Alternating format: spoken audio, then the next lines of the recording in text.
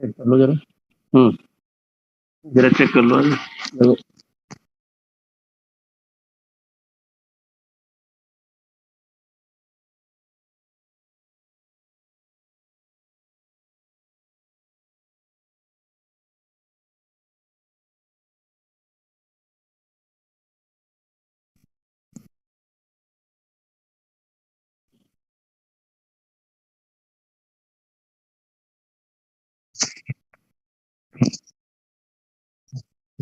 Check कर लो जरा। जरा चेक कर लो। देखो। Good morning. I, Mayan Bhandari, would like to take this opportunity on behalf of DOSCI 2023 to welcome all the dignitaries, management, organizers, researchers, academicians, and students to the one-day program of Doctoral Symposium on Computational Intelligence, DOSCI 2023, organized by Institute of Engineering and Technology, a constituent college of Dr. APJ Abdul Kalam Technical University, Lucknow, India, in association Good with the morning. University of I, Calabria Mayan Bhandari, would and like to Bhagwan take this Pershuram opportunity. Institute of Technology, India, sponsored by Springer LNNS Series, SRGE, Scientific Research Group Egypt, stated Sciences and Technology of Image and Telecommunications, Tunisia, STRT, Scientific Group of Research and Technology, Publication Partner Springer, Elsevier, Wiley, MDPI, Inderscience. We would like to express our sincere gratitude for your presence in this opening ceremony as the gateway to initiation of our scientific program. Doctoral Symposium on Computational Intelligence, DOSCI 2023, is organized with the objective of bringing together innovative scientists, professors, research scholars, students, and industrial experts in the field of computational intelligence to a common forum. The primary goal of the conference is to promote the exchange of innovative scientific information between researchers, developers, engineers, students, and practitioners. Another goal is to promote the transformation of fundamental research into institutional and industrialized research and to convert applied exploration into real-time application. Overall, the conference will provide the researchers and attendees with prospects for national and international collaboration and networking among universities and institutions from India and abroad for promoting research. Institute of Engineering and Technology, Lucknow, hereafter called RET, popularly known as the Engineering College in Lucknow, is one of the premium and top-ranked institute amongst all technical institutions affiliated to Dr. APJ Abdul Kalam Technical University, Lucknow, hereafter called AKTU. IET was established by the government of Uttar Pradesh in 1984 as a society-governed institute. The institute is financed by government of Uttar Pradesh and is being administered by the Executive Council of AKTU. IET Lucknow was started as the Faculty of Engineering and Technology of University of Lucknow. Initially in the year 1984, it offered BTech degree in 3 programs, namely Computer Science and Engineering, Electrical Engineering, and Electronic and Communication Engineering. In the subsequent years, 2 more programs, that are BTech in Civil Engineering and BTech in Mechanical Engineering, came into existence. The campus was developed by the Uttar Pradesh Rajkiya Nirman Nigam Ltd on 100 acres, 0.40 kilometers square land provided by the government of Uttar Pradesh. IET campus comprises of administrative blocks, academic blocks, boys and girls hostel, and nearly 100 residents for teaching and non-teaching staff members. Lucknow Development Authority (LDA) provided required support for construction of external roads, electric supply, drainage, and sewage for the institute. Dr. APJ Abdul Kalam Technical University (AKTU) was established by the government of Uttar Pradesh Wide Act Amendment Number 1156, 24/2015, dated September 9, 2015, Uttar Pradesh, Adhinya Sankhya 23 of 2000. Under the University Act, technical education includes programs of education, research, and training in engineering, technology, architecture, town planning, pharmacy, applied arts and crafts, and such other programs.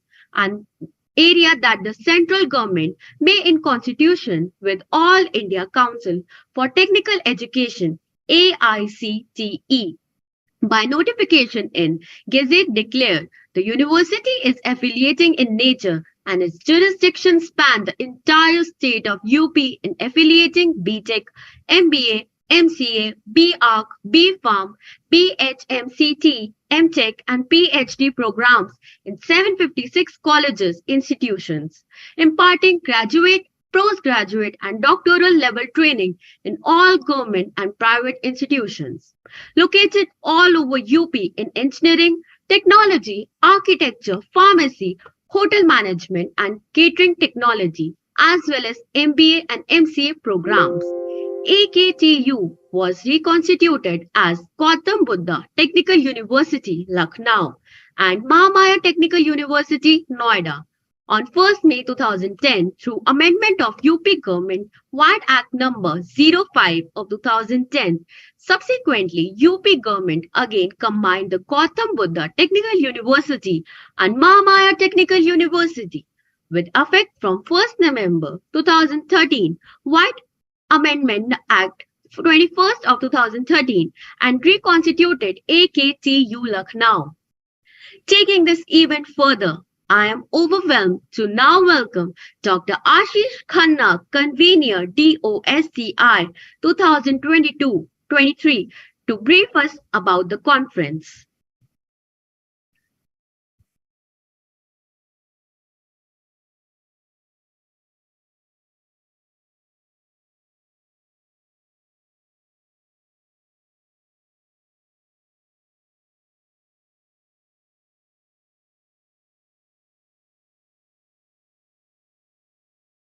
Sorry, sir, you are on mute.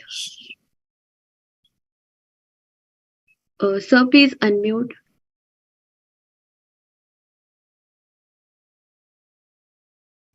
Ashish unmute करो अपने आप को। Ashish please unmute.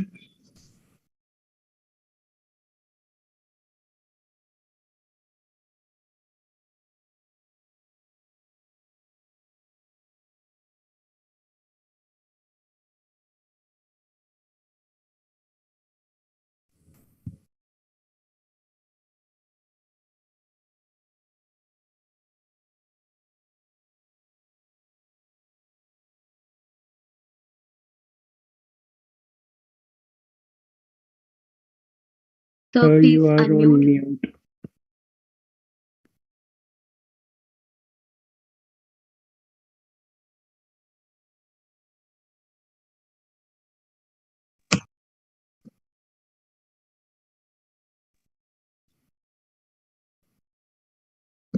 I'm sorry. I think due to some technical issue, I was on mute. Am I audible now? Yes, you are audible. Okay. Sorry for the inconvenience. Good morning to all the dignitaries, academicians, students, people from the industry, and all the participants from all over the globe. On behalf of DOSCI 2023, I, Dr. Ashish Khanna, the convener of the conference, welcomes you all to the 4th Doctoral Symposium on Computational Intelligence, that is DOSCI 2023, organized by Institute of Engineering and Technology, a constituent college of Dr. APJ Abdul Kalam, in association with University of Calabria, BPIT, Italy, and Universal Innovator Lab. Apart from academic collaboration, DOSCI 2023 also has the support of international labs like SGRT, SRGE from Egypt, SETIT from Tunisia, and SITER from United Kingdom. Dear all, we just have bitten the pandemic of COVID-19. We still can see the after effects of the pandemic. Conservative systems of the pre-pandemic age are operational very differently now with new difficulties and adaptations of the dynamic world. Consequently, in the period of multidisciplinary research, the requirement of the platforms like DOSCI increases tenfold, where researchers, students, and industry experts can come together to brainstorm, share, and present new ideas and technology. Let me share with all you the successful journey and small history of DOSCI conference series. The journey of DOSCI conferences started in 2020, where the first version of the doctoral symposium was organized at Delhi University College, SSCBS at Delhi, with the publication support of DOSCI. In 2021, another era of DOSCI started, where, under the able guidance of Professor Vineet Kansal sir and Professor D.S. Yadav sir, and in collaboration with multiple other research-based and academic partners, the DOSCI conference reached a new height and became truly international by the submission of quality papers from all over the globe. Similarly, again in the third version of the DOSCI 2023, the registered paper were published in the lecture notes on Networks and Systems series of the Springer LNNS series, is Scopus SCI Mago, Web of Science Indexed, and is one of the reputed series of Springer. All the proceedings of the conference are now available online. Whereas, in the current year, DOSCI 2023 have received around 400 submissions from 20 countries, and after the rigorous peer review, a total of 75 papers have been accepted and registered for the publication with an acceptance ratio of only 19%. And papers will be published by Springer LNNS series. We welcome all the keynote speakers and collaborators from France, Italy, Mexico, Turkey, and IIT Kanpur. DOSCI conference series is among one of the most successful and unique form of the conference, helping PhD students and research scholars to publish their quality research papers. Apart from publishing papers in Springer LNNS series, the further selected and extended papers of the registered paper will be sent to the following SCI and Scopus journals.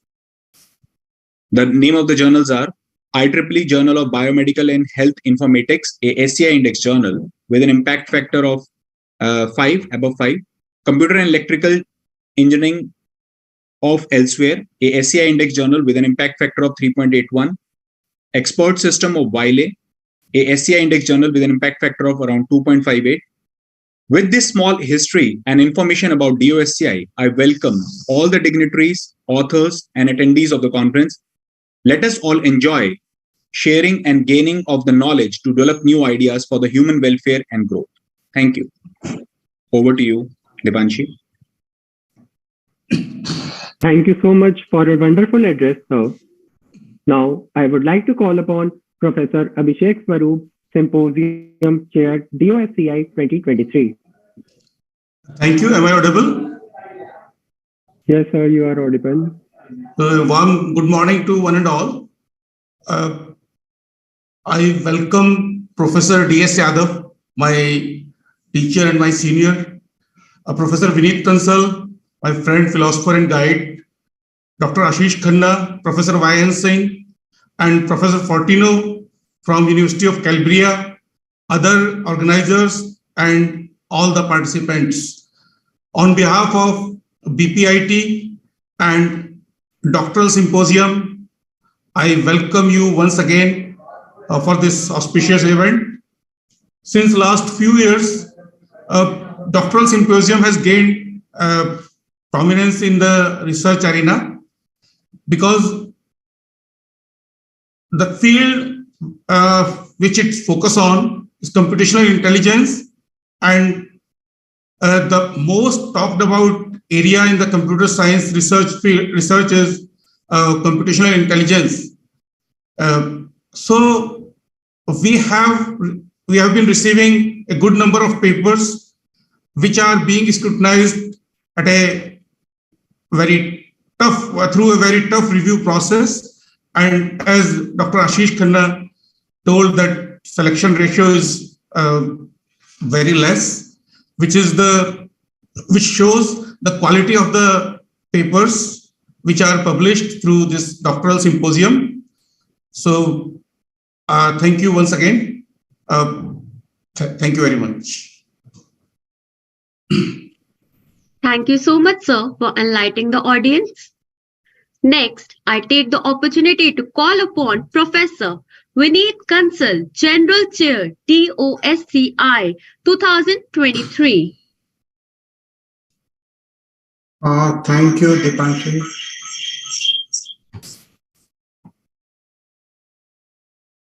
I believe.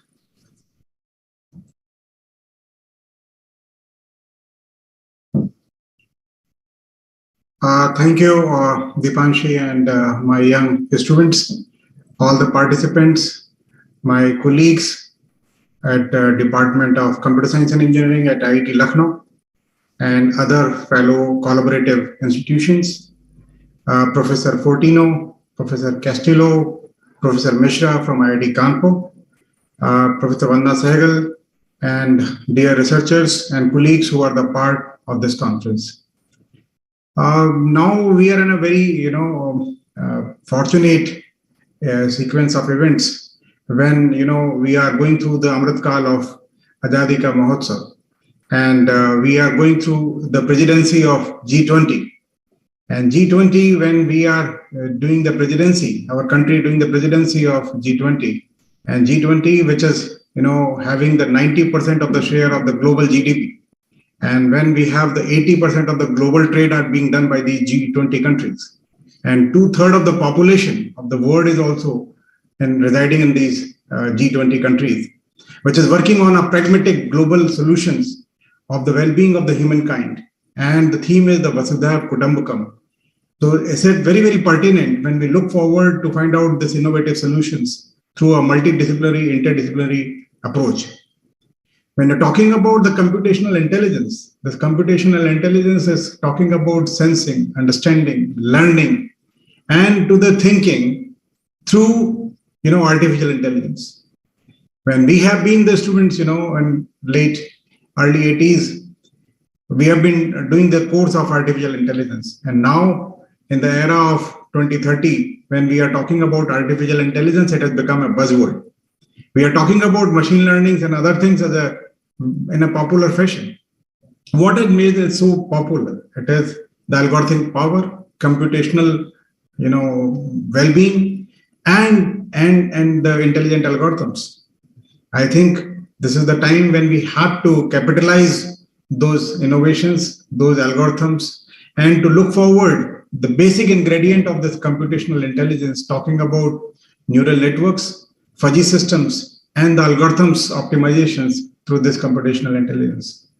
As my colleagues were saying, it is 19% of the acceptance ratio, and this fourth version of DOSCI has gained a momentum, talking about the submission of the quality papers, participation of around 20 countries, whereby the papers are being submitted.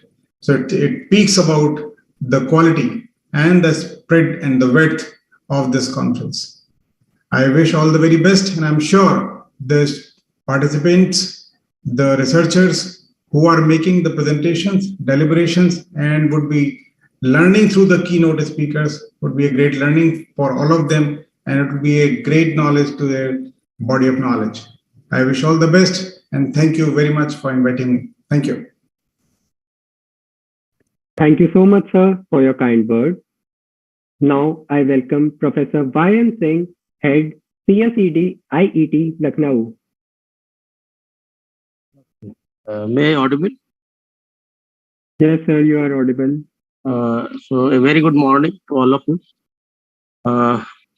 Here steering committee members of DOSCI 2023. Honorable Patron, Professor Vandana Sehgal Madam, Director, IIT Lucknow. General Chair members, Professor Yadav, Professor Kansal, and my colleagues here in IIT Lucknow, and Professor Fortino from University of Calabria, Italy. Honorary Chair members, Dr. S.K. Mishra, Dr. Oscar from Mexico.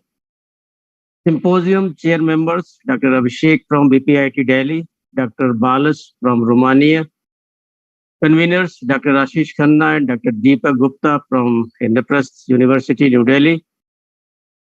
all honorable members, technical program committee members, advisory committee members, young authors, ladies and gentlemen, who are connected to this inaugural function of DOSI 23 across the globe.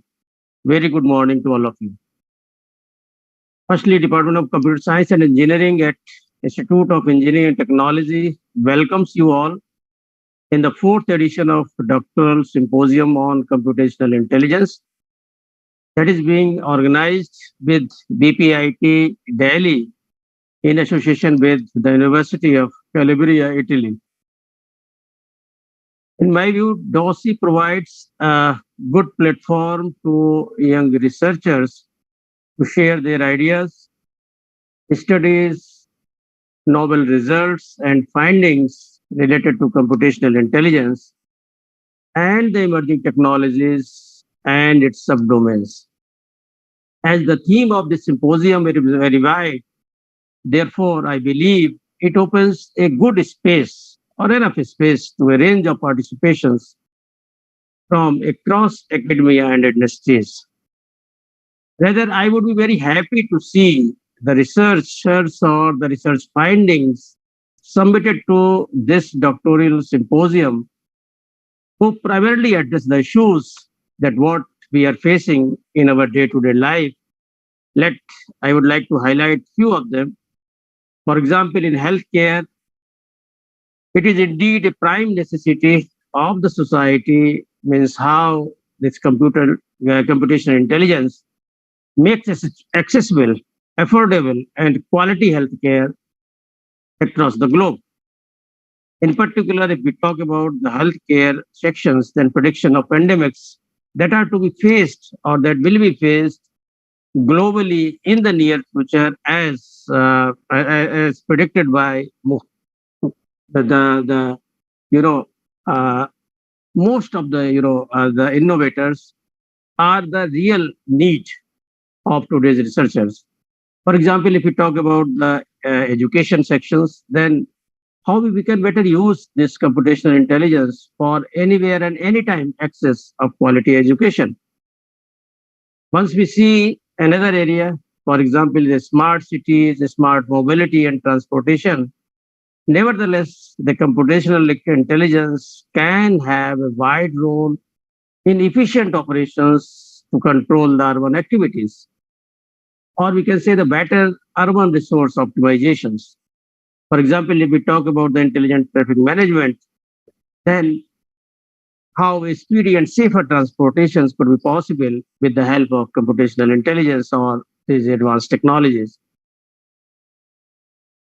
Lastly, and not the least, rather we are Indians, we never forget the role of agriculture in everyone's life. So the agriculture sector, the use of this AI, ML technology for transforming traditional agriculture to mechanized, or you can say the computational intelligence enabled agriculture technology for increasing farmers' income or productivity.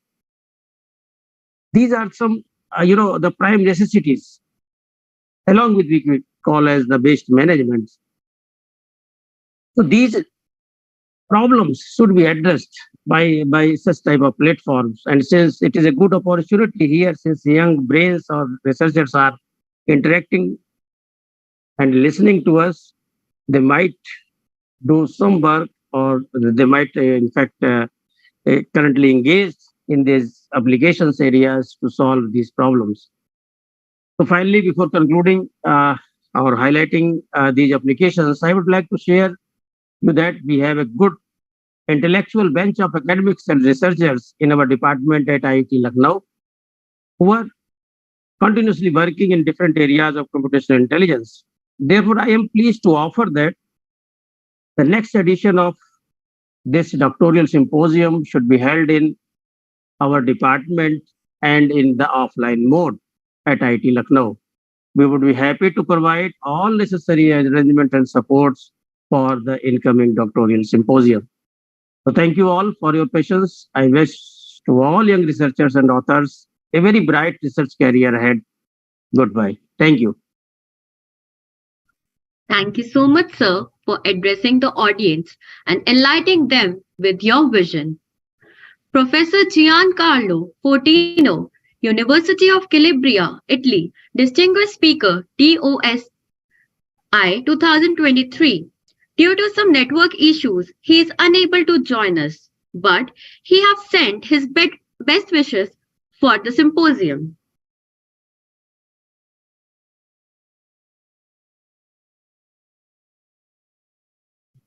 Now, I welcome Professor Vandana Sehgal, Director, IET, Lucknow.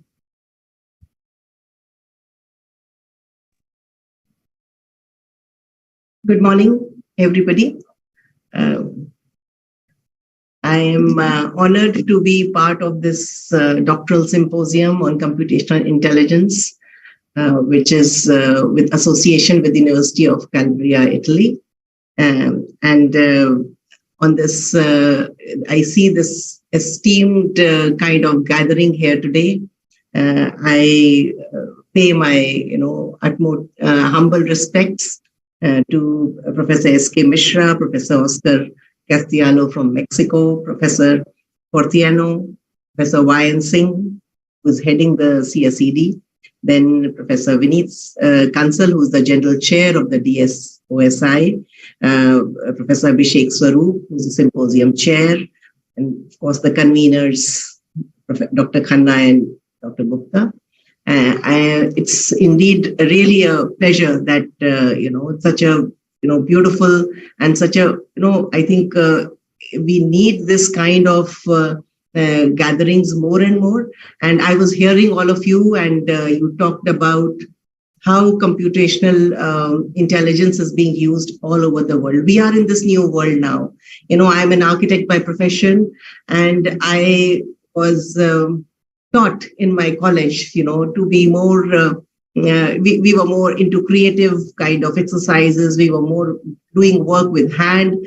And only when I came into teaching that I learned to use computer for drafting from my students itself, And now when I'm almost finishing my career, we are in this world where architecture and planning is incomplete, absolutely incomplete, I would say, without the computational intelligence that is the technology that is prevalent today in the world.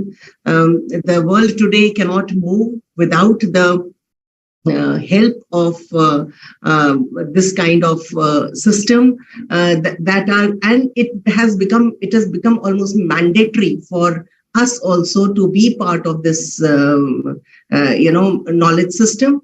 And one is almost incomplete without it, I would say, I think not only as professionals, but as human beings also, we are kind of dependent on it in a very, very big way. But coming to the professional field, I see that the urban planners are using it in a very big way. Our smart city concepts, which has been brought up by our Honorable Prime Minister, which has been going on, and we are converting our cities into smart cities partially. To begin with, and I am part of that project in Lucknow, and I see that how we are kind of getting all the to even suggest some planning interventions. We are using computational techniques, and besides that, we are using computational techniques to make it smarter, to make it more accessible, to make it more resilient, to make it more, user-worthy, And apart from this, as Dr. Singh was just telling us, that we are using it in waste management, in agriculture, and currently we are doing, in Faculty of Architecture, we are doing a project with the Belgian government, in which we were heat mapping the Ayodhya city, and now we are doing a project with TERI, in which we are kind of mapping the waste management techniques and doing a project for them. So all of them, yesterday we had a meeting and we were talking of this dashboard which needs to, upgrade, and it is a live thing, and how that informs us that what action we should take, and we are kind of incomplete and totally, without this, we are living in this age of computers. And I think I used to say that previously we used to say that we cannot live without doctors. Yeah, that is still, true, but I think we cannot live without computer engineers now. And I think it's a great event that we all have got together here, and we are discussing researches which are prevalent from all over the spectrum of knowledge. And as the head of Institute of Engineering and Technology, I welcome all of you in this great endeavor. And I heard that there are over 20 countries across the globe who are participating in it, and that all the proceedings of this will be published by the Springer. I congratulate the organizers, the conveners, and all the participants. My best wishes for this. Thank you so much. Thank you, ma'am, for your wonderful words. Professor Oscar Castillo holds a Doctor in Science degree in Computer Science from the Polish Academy of Sciences. He is a professor of Computer Science in the Graduate Division, Tijuana Institute of Technology, Tijuana, Mexico. In addition, he is serving as Research Director of Computer Science and Head of the Research Group on Hybrid Fuzzy Intelligence System. Currently, he is President of HAFSA and past President of IFSA, International Fuzzy System Association. Professor Castillo is also Chair of the Mexican chapter of the Computational Intelligence Society, IEEE. He also belongs to the Technical Committee on Fuzzy Systems of IEEE and to the Task Force on Extension of Type 1 Fuzzy Systems. He is also a member of NAF-IPS, IFSA, and IEEE. He belongs to the Mexican Research System, SNI Level 3. His research interests are in Type 2 fuzzy logics, fuzzy control, neurofuzzy, and genetic fuzzy hybrid approaches. He has published over 300 journal papers, 10 authored books, 40 edited books, 200 papers in conference proceedings, and more than 300 chapters in edited books, and 910 published according to Scopus. H-index equals to 63 and more than 1,050 publications according to ResearchGate.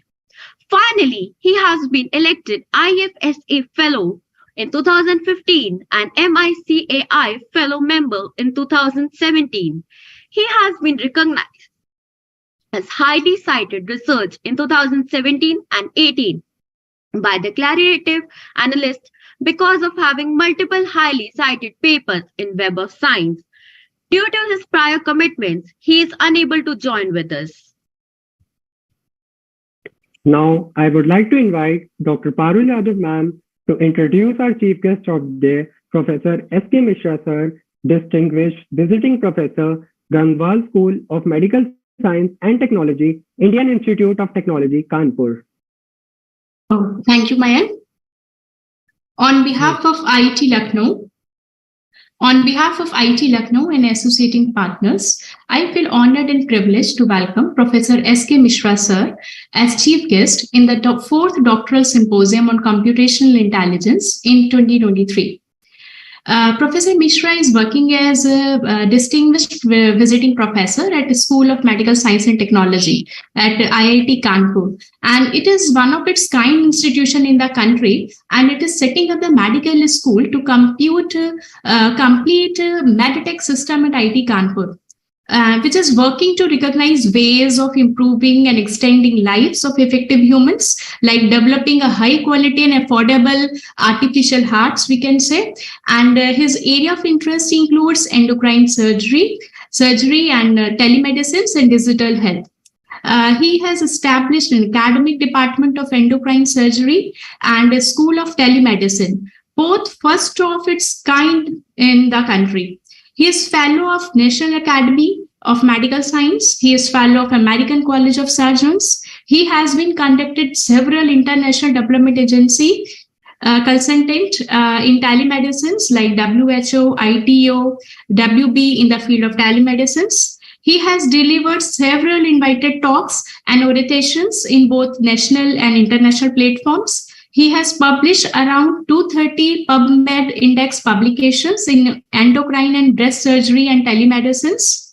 He has 3 decades of clinical teaching and research experience in the field of endocrine surgery in leadership positions.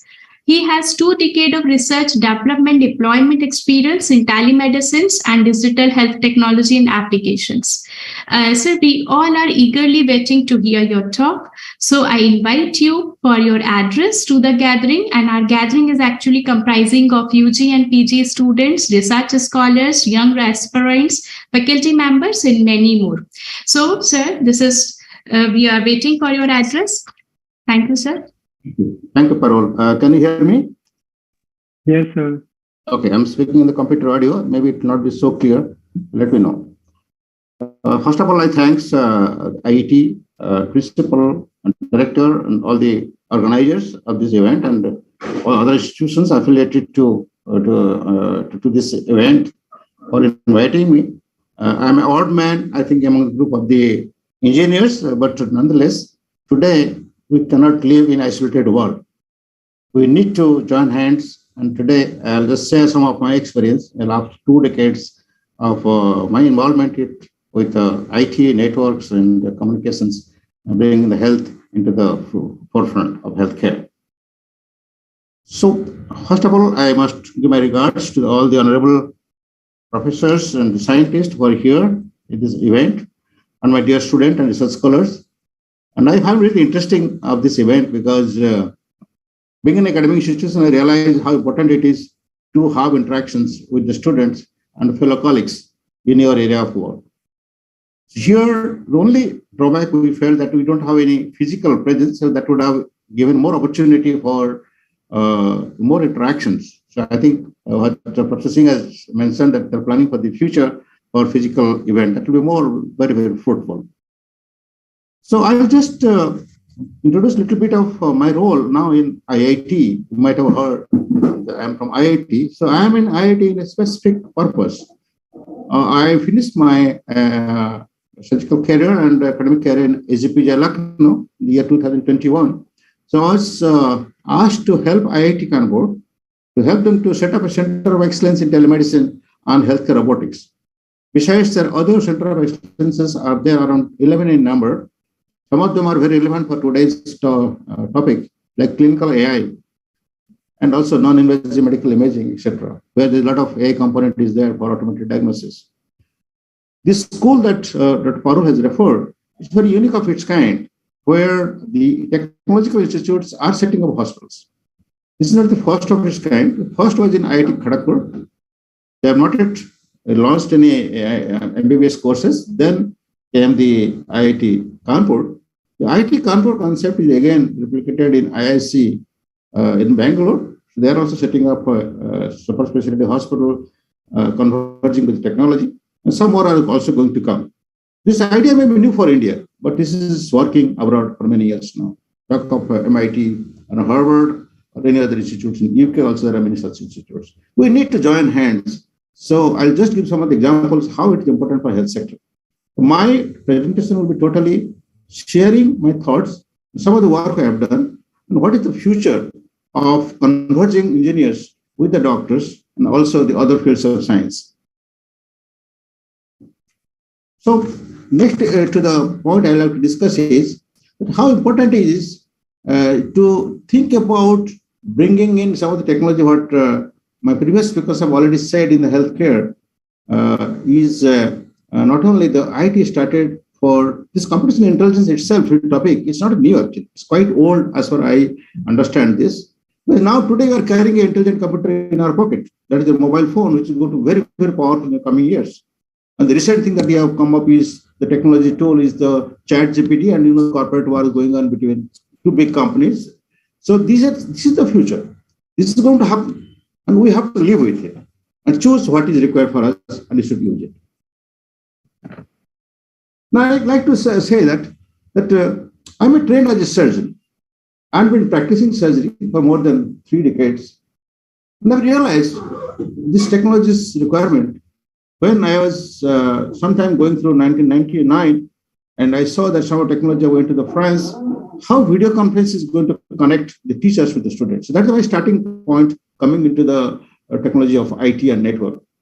So that time I established some of the programs in SGPJ Lucknow. So where I conducted the telesurgery symposium in the 1999. Those days you do not have such kind of fast network, like now you use for the national knowledge network, high-speed internet, but you use the so-called ISDN. And some of these old technologies like the PSTN also I experimented in telemedicine using very small window like a Yahoo Net meeting in initial experiments with the rural areas for telemedicine. So that was the journey I had since 1999. And I see how this technology has been changed to so much.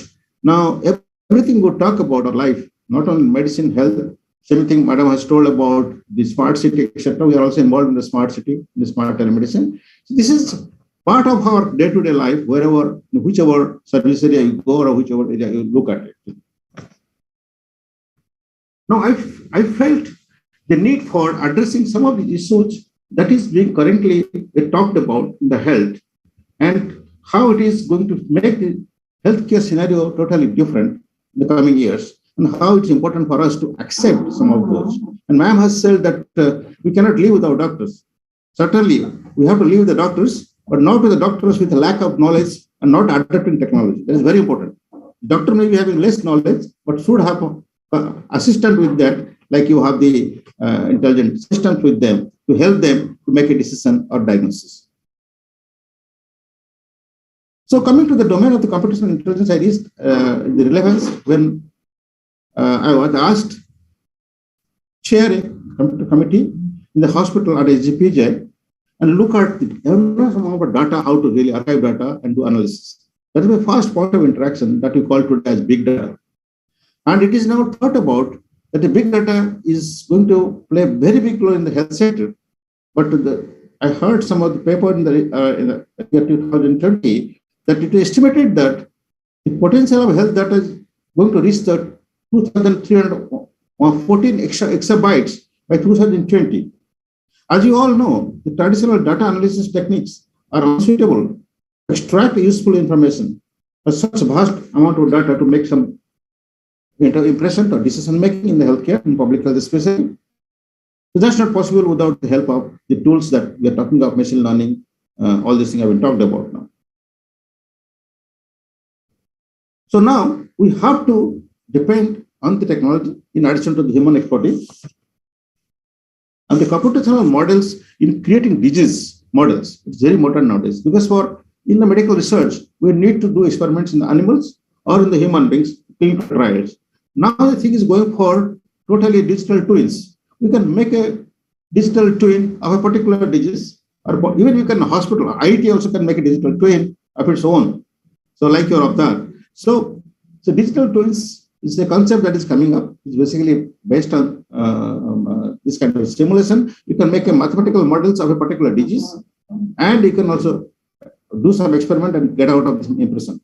Last COVID, IIT contributed in predicting the trend of the COVID. So that examples how it is really helping us in public health. Now I would like to introduce you to all the ongoing activities going on in making the health system more intelligent. Today we are talking of computational intelligence, the intelligent systems. Now it has gone beyond that. We are making systems. Your day-to-day, your service areas are becoming intelligent. Like ma'am already said about smart city, your entire traffic system, entire security, even the smart home care, everything is dependent totally on the technologies. And driving factor is the internet. And it's going to be more powerful with the 5G, already is in the city, our city, and the 6G may come anytime now. So these are the driving force to make the systems intelligent. Now coming to the people might say that, with so much of system coming in, you don't need doctors. Like in a few years back in the Times magazine, there is a front page coverage. Do we need radiologists? You might have heard about that. That the radiologists are not required because the images are based on the pattern recognition. So repetitive phenomenon, you can jolly well make a diagnosis. But that's not true. Technology can never replace doctors. Never replacing doctors. Let me just remind you again and again how much you may be enthusiastic with the technological achievement, but human beings, human intelligence cannot replace that. Today we talk about robot surgery, telesurgery. You cannot replace surgery. It will become an assisted surgery. It's a robotic assisted surgery. That is very important for us as engineers to understand. So we have to make systems which are intelligent, but at the same time should interact with the doctors. The strength of decision support is very important. For example, all the doctors cannot be skillful. Now, so many medical colleges are opening up. You don't expect all of them can be trained fully. So we need systems very intelligent to support these doctors to make a decision based on the diagnostic images, diagnostic tests. Those things have advanced nowadays. So they can get all the inputs and the systems can help the doctors to make a decision and treat the patient. Nowadays, systems are available where is an operation also in the hospitals, so that the safety of the patients are taken care of by good decision making. Another thing might require is in the health sector, like images for pathology or radiology, there's something called dermatology. Like the skin lesion, you have something in your patch. So what is that patch? So this can be very well be interpreted by the machine. So doctor can really apply that knowledge to existing knowledge and make a proper diagnosis. I'll give you some of the examples in a very bullet points. With a sort of time, I can describe all those things. You might have been hearing nowadays about the Industrial Revolution 4.0. Our Honorable Prime Minister also has made that kind of statement, and he's trying to make people skillful for the facing Industry 4.0. I'll only focus on the Industry 4.0 applicable to the health. We call it Health 4.0. So in that, what is happening is the entire thing is now driven across all those technologies that are coming up. Whether we are talking of the 5G technologies coming up, network systems, cyber cloud computing, and we have got some technology like coming up tactile internet, where the haptic come into picture. Currently, the robot, if I do operation remotely, I just give the order, and like a slave, the robotic hands operate. Nowadays, this robots are coming up where they are becoming more intelligent robots, so they are giving feedback to the doctors. So doctors, surgeons giving feedback to the instrument, of course, that is there. Now the instrument, the robotic hands is giving a haptic touch and telling the surgeons, oh, this is this. This is not there many years ago. So robot is there in the market for many years ago. Now this is coming up called intelligent robot. But the haptics technologies, haptic is a old technology, but this is now integrated with robotics. Now robots are becoming humanized robot. They can feel and tell the surgeons, oh, what you are touching it's a blood vessel, it's a tumor, like that. So these are the examples of how the intelligent systems are built in your system without your knowledge. So now there is a convergence of the IT, biology, and physics. All this you know very well, how this trend is in the future, actually. We have something called federated learning. It's very much useful in a telemedicine environment. Again, I'm not going to expand further. These are all very known topics to all of you. Now we can have a predictive medicine. Your decision support, as I said, one can assess when the patient can be shifted to the ICU. Patient may be there in the surgical ward, but at a certain point of time, it becomes sick, a patient deteriorates. They need to be shifted to the ICU so that timely intervention is given to critical care. So that is also possible nowadays with the intelligent systems around you. Now we have also intelligent tools which can be used to assist surgeons in not only surgery, but in all interventional procedures. We also heard about the virtual healthcare. So the virtual healthcare is basically going to screen out some of these day-to-day mundane health problems and can be addressing that. You might have seen many of the kiosks coming in. Automatically, they can give you some feedback that you are having hypertension, you are having some problems. You can meet a doctor. Your sugars are getting measured. They'll automatically tell you this problem. You might have heard about CGM, continuous glucose monitoring. They're putting a patch under your skin. Excuse me. The silicone chips is already being used. So your sugar is getting monitored and coming into mobile phone, and there are alerts there. So these are intelligent systems that is day in and day out in your life. You might not have realized that actually. All of you are using your WhatsApp and other things. Several intelligent systems are inbuilt without our knowledge. Of course, they steal many of our things. There are not ethical issues. I'm not addressing those things. There's big areas, and where there are new technology, there are security and ethical issues are built in that. So with that my experience sharing with you, I just request all of you to collaborate with the medical doctors and whoever nearby, like in IIT, we can join hands with SGPGI and set up examples where each and every medical problems has been supported by the engineers like all of you. Technology is coming, and we have to tell the doctors this is the way we can use the technology for betterment of your health service. So thank you very much again for inviting me. Thank you so much, sir.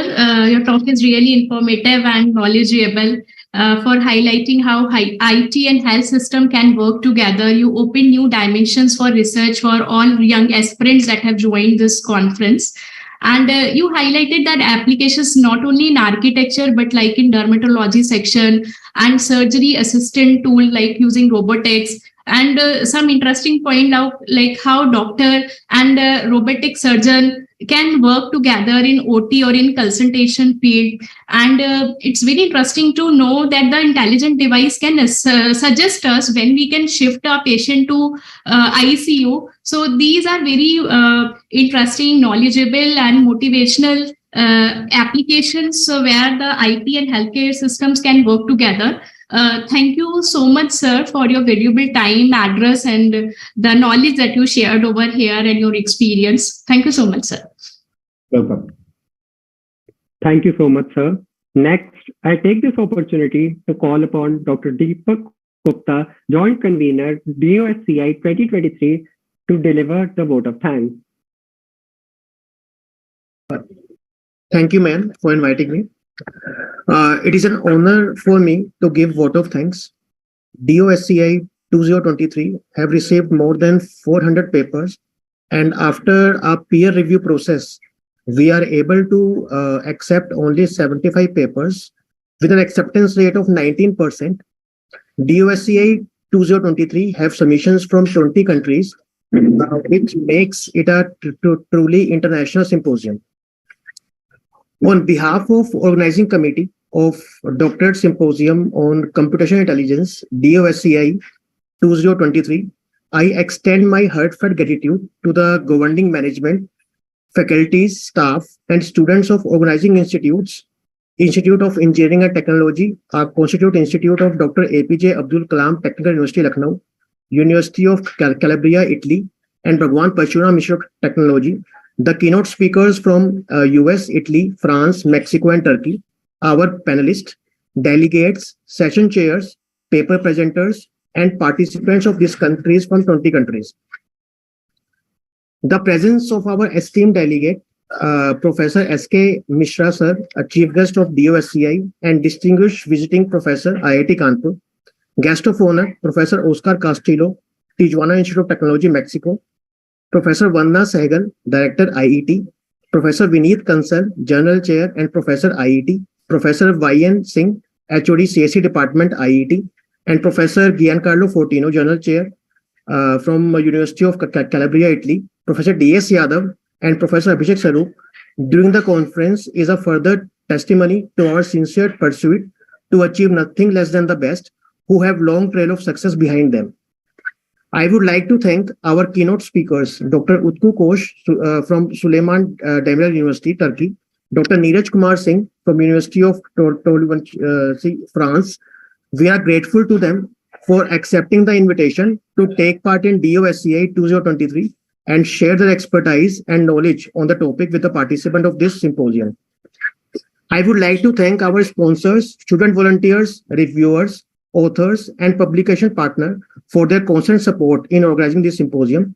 My sincere thanks goes to Dr. Parul Yadav and Dr. Upendra Upadhyay from IIT Lucknow and Mr. Mulchand from MATE. Without them, this symposium would not be possible. At last, I would like to thank our student volunteers for smoother conduction of the symposium in online mode. Now, I am happy to announce that this Doctor Symposium is a grand success. It is an honor for me to thank all the participants of DOSCI 2023. Thank you so much. Over to Man.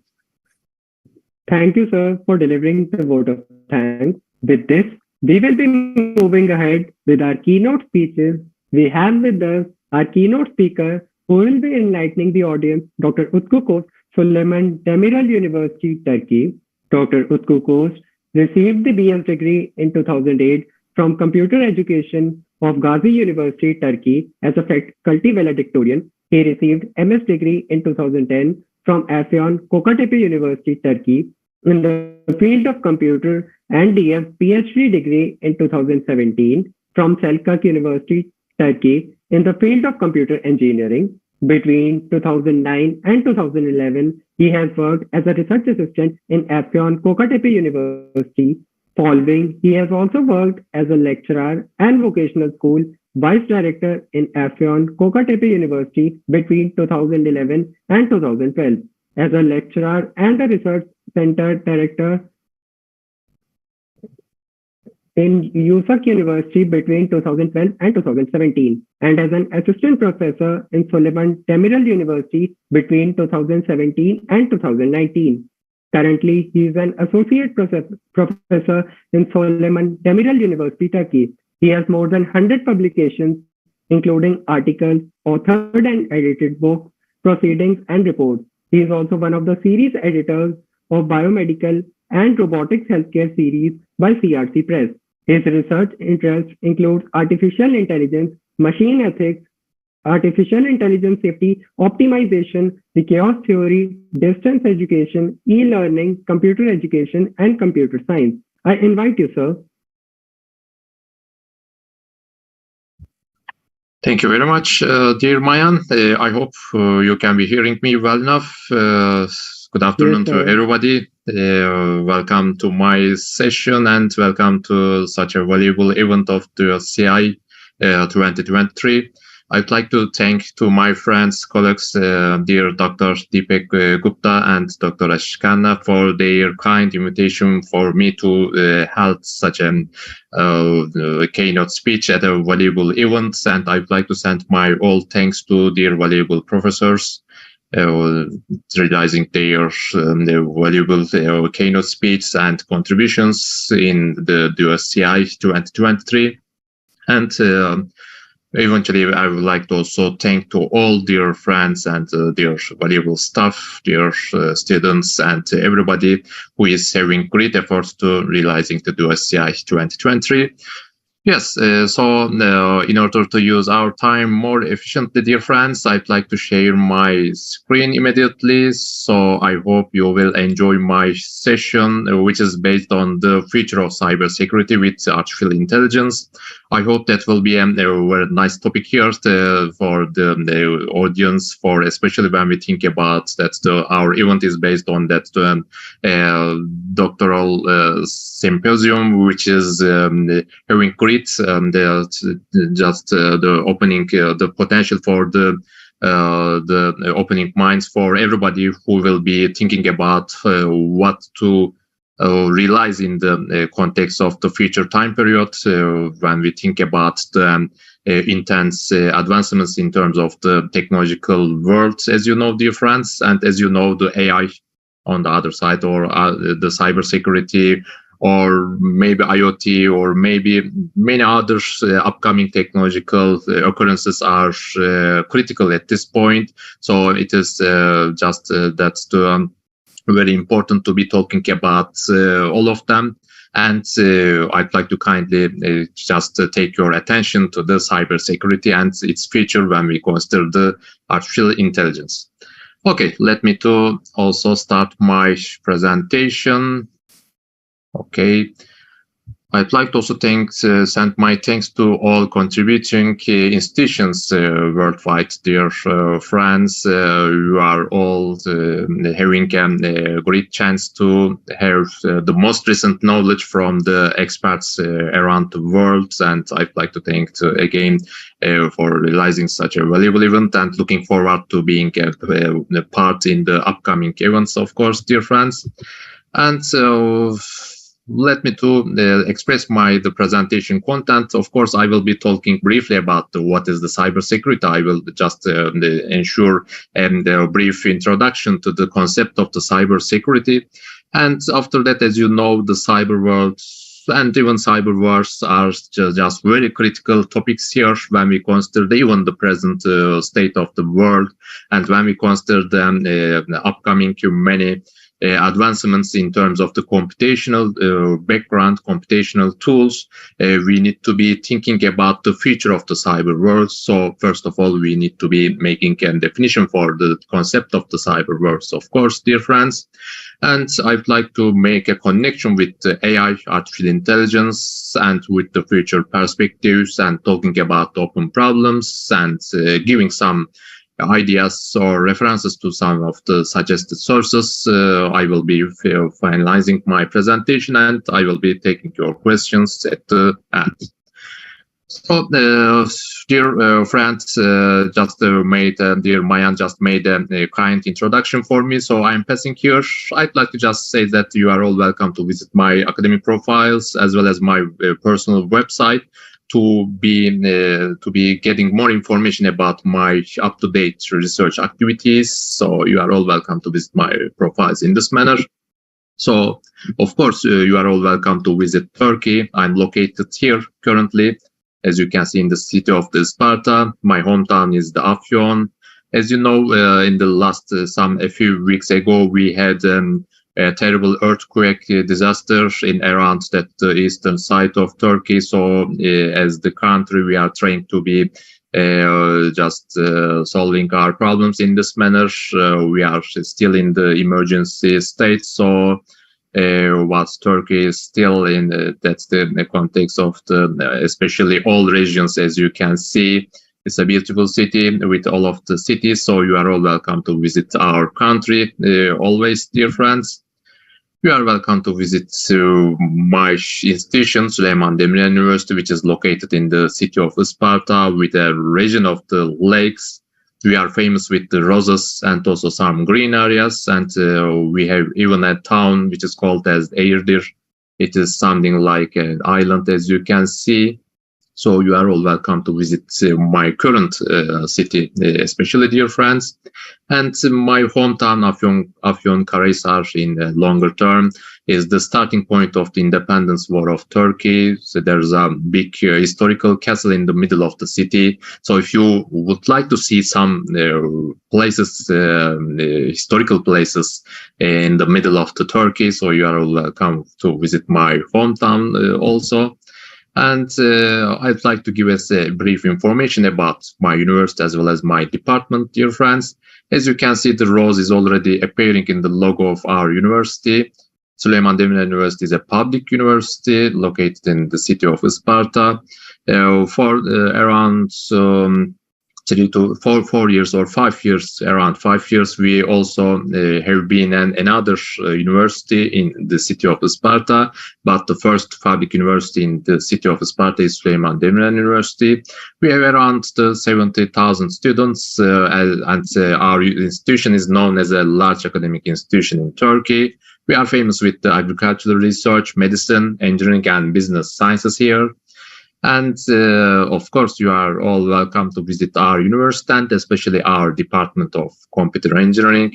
We host 3 professors, 3 associate professors, I'm one of them, and 7 assistant professors with the 2 research assistants working in 3 different areas of computer science, computer software, and computer hardware. And we host, of course, the Bachelor of Science, Master of Science, and PhD degrees to go. And you are all welcome to visit our and to come and realize your even degrees in terms of the computer science and engineering. Always, we have lots of international students coming from different regions of the world, and so you are all welcome to visit our department as well as our university in the future upcoming time periods. Okay. So I just made a fast introduction, dear friends, in order to be passing to the exact topic here in my keynote speech at this point. And first of all, we already know that how to define or how to just say something about when we talk or ask about what is the concept of the cybersecurity's meaning at this point. And what is cyber? The answer is that question is coming from the cybernetics, of course, dear friends. Robert Weinert just the pioneer in the past time period in around the 1940s during the 20th century, who coined that term of the cybernetics. And also there are some other people, of course, who have been enrolled in the research regarding the cybernetics. And it is already used by Gibson in the novel of the Neuromancer, as you may already know, dear friends. And for defining anything related to the virtual world, we just get the cyber, the term of the cyber, to use that as an adjective, maybe, to define something related to the virtual environment or virtual world. So when we think about or say something about the cyber world exactly, we talk about somewhere, some places, which is in terms of the virtual environment in an abstract manner. And cyberspace is also is something similar to that. Maybe cyberspace, maybe all used for the that's the defensive or the war-oriented topics, maybe, dear friends. Maybe according to the cyber world, the cyberspace, the term of cyberspace is something more just taking the level of or having some level of the technical manner on the background, maybe, dear friends.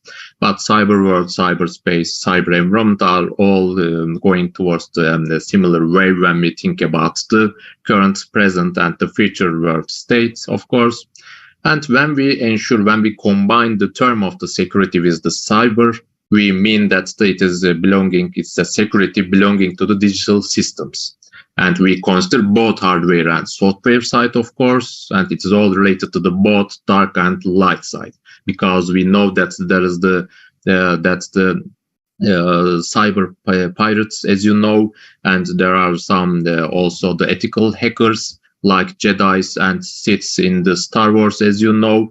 And also there may be some gray Jedis like the gray hackers at this point. So it is just all something like an competition between the dark and the light side along all the time periods at the start of the first things regarding to that, the cyber security. And so when we think about the term of hacking, for example, we always think something about coming from the dark side, of course, something malicious or something that meaning in terms of the cyber attacking, for example. But the hacking itself is actually not always belonging to the cyber environment. If you, for example, cheat during the exams, you actually make some hacking. Or if you want somebody you know to solve some problems in somewhere, some places, you just take some roles and take some advantages according to other people. So it's somehow something belonging to an hacking. In order to keep something in your minds in longer term, you just read something, you just coin or define some shorter things to, or some create some visual abstract things in your mind to keep that's all of the explanations or something you read or studying in your mind. So you are just making some hacking. But at this point, when we think about the current technological world with the cyber environment, cyber tools, we just think that the hacking is just related to the cyber environment, cyber tools, but it is not always meaning to having just an ethical or maybe malicious manner. It is all about the intentions or aims, dear friends. If you think about something malicious, stealing some information, having some fun, or maybe damaging some hardware or software systems in the targets, it is all belonging to a dark side. And of course, if you think about the ethical side, it is belonging to the light side. So ethical hackers, white hat hackers, except from the black hat hackers, these are all belonging to the ethical and the legal side of the cyber security. So it is all another topic, of course, another topic to be discussing. So when we consider the cyber security scope again, it's all, we know that's an unstable area. It is all an evolving area for now, for even for the future. And for the present and future, we know that the evolutions in terms of the cybersecurity is just all affected by the intensive technological advancements at this point during this time period. So we should be all thinking about the combination of the different technological tools or advancements, which is triggering the future and the present, or present and the future of the that's the scope of the cyber security. So when we think about in detail some of the factors affecting the cyber security, we know that there is the physical side in terms of the hardware. There is the abstract side, which just the meaning or corresponding to the software side. As you know, the way of that making the hardware working effectively is just all associated with the true use of that or the correct usage of the software systems on the background. Without software systems, the hardware tools are not so meaning anymore in terms of an effective or efficient solution tools, dear friends. So always when we think about the cyber security, we should be always thinking about both hardware and the software side. And of course, when we consider the information coming from the real world, the physical world, we store them in terms of the digital tools, digital systems. We know that already we just all interacting with the web environments, with some web tools in terms of social media, social interactions, in terms of just solving our tasks in terms of the paying some bills, or maybe tracking something in terms of the or associated with our maybe health state, or maybe our just other information belonging to us during the real life, dear friends. We just have been already using the data, which is the abstract version of the information. So in terms of the cyber security, of course, data has a great value for just determining the level of the cyber security. So just proving that's about how that the cyber security is very critical for especially us during that's the brave new world and the future world maybe. Okay, so of course, because all of these things are the products by the humanity, by the humans, we need to be thinking that all the reasons and that's the results just all affected or associated with the humans, dear friends. So human at this point is the most sensitive factor among all that's the different factors affecting the cyber security. So because of that, there is the social engineering. As you know, there are many things which are triggering to manipulating us along different channels, like communication channels, or during even the physical world, of course, dear friends. So because the human actually has somehow some disadvantage in terms of the having a sensitive level of the affected by environmental factors, because we have emotions, because we have lots of things to give some value or to protect maybe from the environmental factors. We are also as known as the sensitive factor in terms of the literature of the cyber security. So at this point, as I said before, there is the ethical and the white hat side of cyber security, and also there is the aggressive, unethical, or black side of cyber security. So when we think about the defensive and the aggressive sides, always we need to be knowing that all of these different factors, the defensive side and also aggressive side, should be considered all together to be defining to the present and the future state of the cyber security. Without thinking about the defensive, the aggressive things or attacking sides is not just having a true meaning at the point of the cyber security, of course. So by combining all of these, the data and also hardware, software systems, or other things, and especially the sensitive factor human side, we should be always thinking about that the defensive and aggressive sides of the cyber security. So the collection of all of these factors are shaping both defensive and aggressive sides of cyber security. Okay. So here, as I've said before, the cyber world is a virtual world employing interdigital systems based on the communication. So because of that, we use the term of the informatics, which is just combining the not only computer-based systems, but also taking a look at to the communication systems like internet or other things to be defining a new term of the informatics. So, as you know, the present and the future world is just all rising over the shoulders of that, the informatics tools.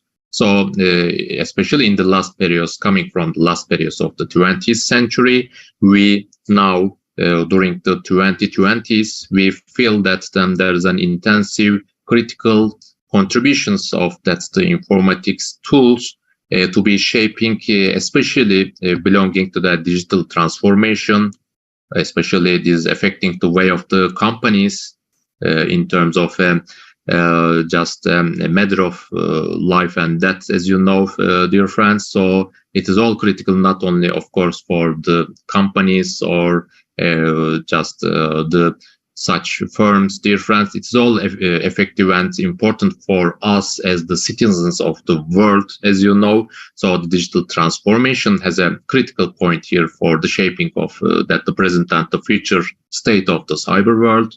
And of course, the social media having a great place to be ensuring the interaction among the people. So the digital transformation may be all affected by the social media influence of the social media. So when we think about the tools, the e-technologies are shaping the present and the future world. And of course, all of these tools are having some data processing aspects on the background.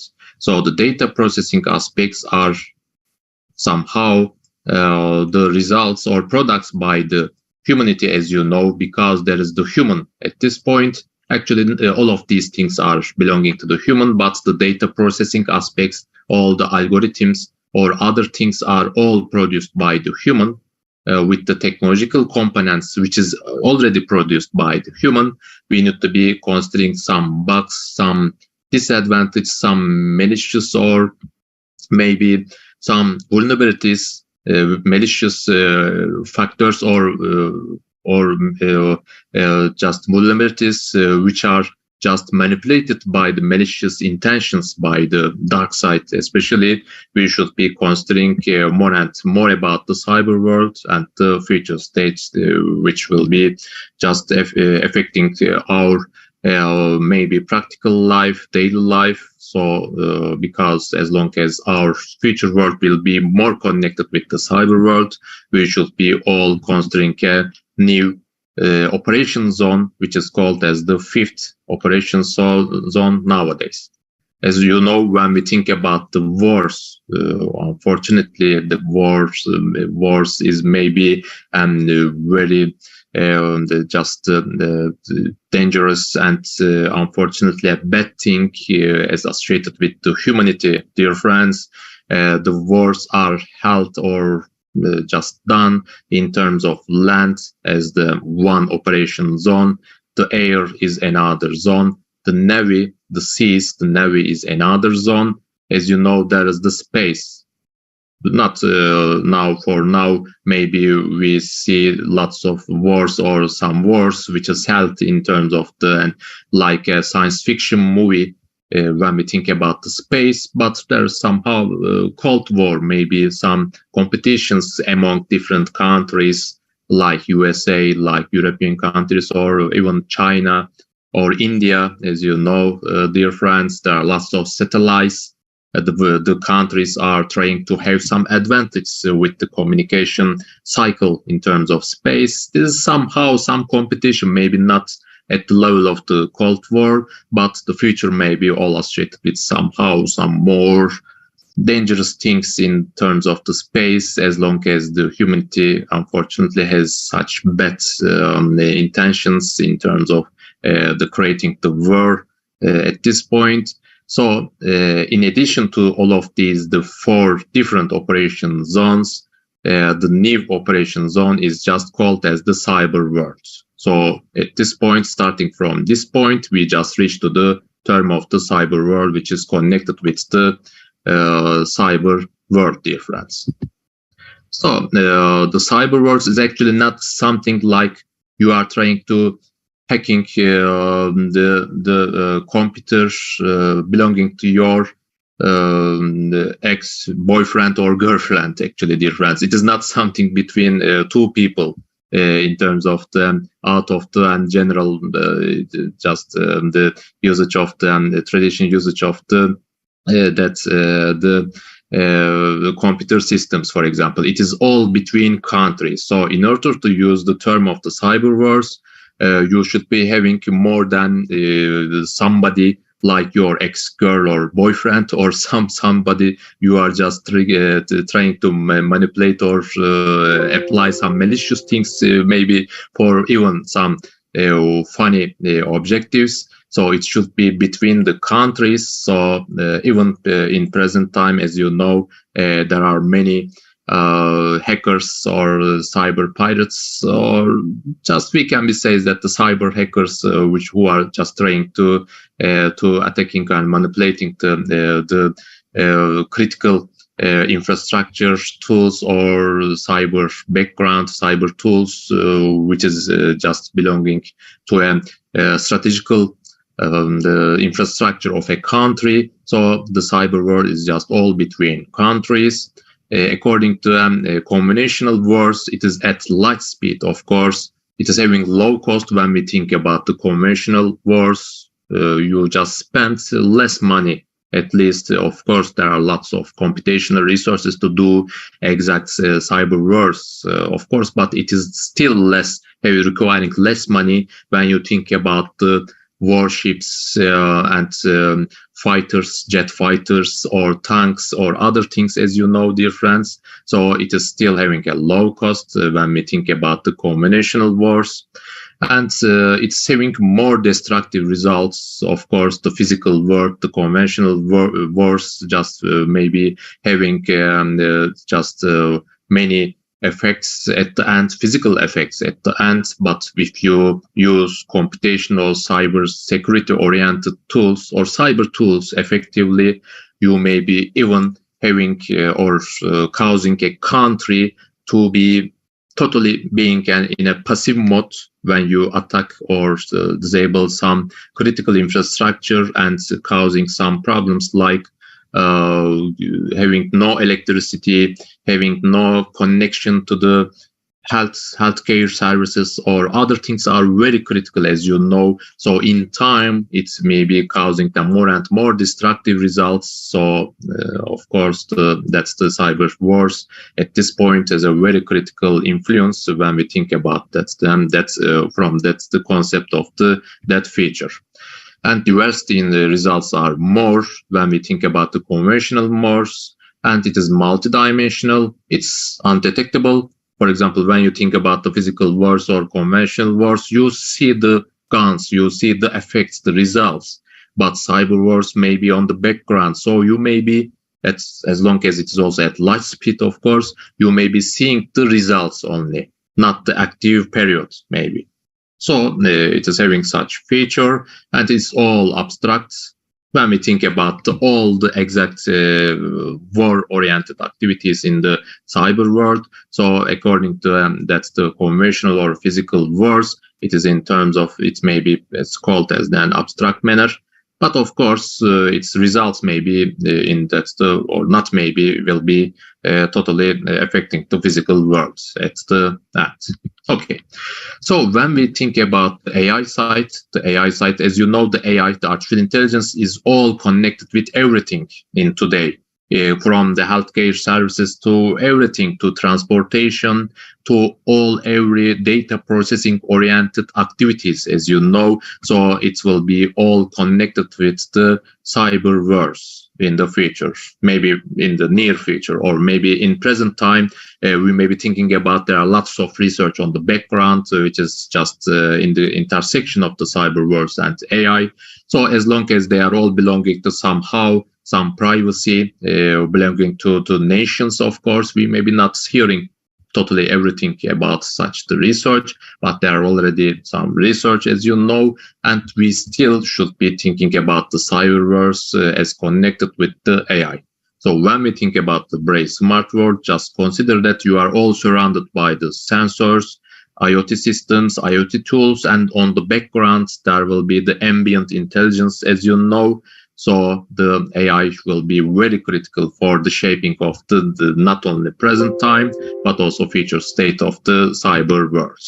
So the Internet of Things, wearables, sensors, unmanned vehicles, distributed computing, and as you know, the blockchain, IOTA, maybe another model of that distributed technologies, as you know, with rising over the tangle, and many things which is shaping the era of the big data and smart computing, and also grid computing, smart grid computing. There are lots of things to be coined with, etc. here are very critical to be shaping the brave smart world.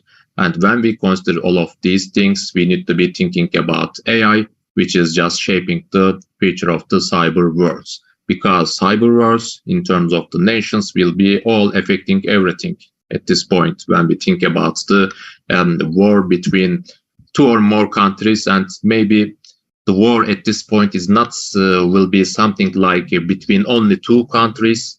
And it's not the thing that we should be that, yes, it is the start of the war and the end of the war. The cyber wars will be probably always with not starting point associated with not any starting point or ending point, maybe, dear friends, unfortunately, but they will be all affecting the many countries, nations at the same time, and many things which is in terms of the light speed. So at this point, when we think about the AI in problems of cybersecurity, we know that the direct usage of the AI for some predictive occurrences, like just predicting the cybersecurity risks in terms of your system or your company or your other things, may be all widely used, like just ensuring and predictive techniques like neural networks to use some data belonging to biomedical. Maybe you just gather some data from this time from the cybersecurity oriented problem modeling, your modeling belonging to the problem, and you may be using directly that the neural networks. Of course, in detail, there will be an RD at this point, but direct usage may be all effects for the cybersecurity solutions for the cybersecurity predictive or descriptive results at the end. Or you may be ensure some supportive AI use with your already known traditional solutions. You maybe get some AI support for ensuring better time usage in terms of improving the effectiveness, maybe, dear friends. Okay, so you combine traditional methods with the AI-based systems to improve the cybersecurity solution scope. At this point, you may be using hybrid approach by combining more and more AI. At the same time, different AI systems are combined all together, like using image processing or data processing just before the deep learning or machine learning at this point. So it will be all associated, or it's all associated with the cybersecurity problems at this point. And even agent-based systems or approach may be used, because as long as the cybersecurity is all affecting the wider scope of the environment, you may be thinking about the present and future states by considering the robotic systems or some smart algorithms, which is just communicating to other agent-based systems to be shaping the general framework of the solutions for the creating a better synergy in terms of the cybersecurity aspects. So you still need to be thinking about machine learning, deep learning states like training, testing, application.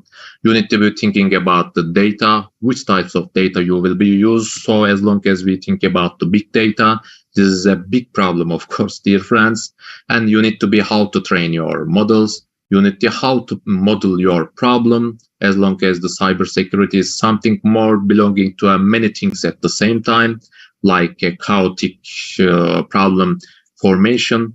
Maybe sometimes you just think about in terms of the biomedical thing, you just think about some symptoms, some tests, some multimodal data, even at the latest stage, maybe. But when you reach to the cybersecurity, we may be thinking about everything, almost everything affected by the or connected, associated with the human activities or digital systems. So the modeling of the problem will be always another critical.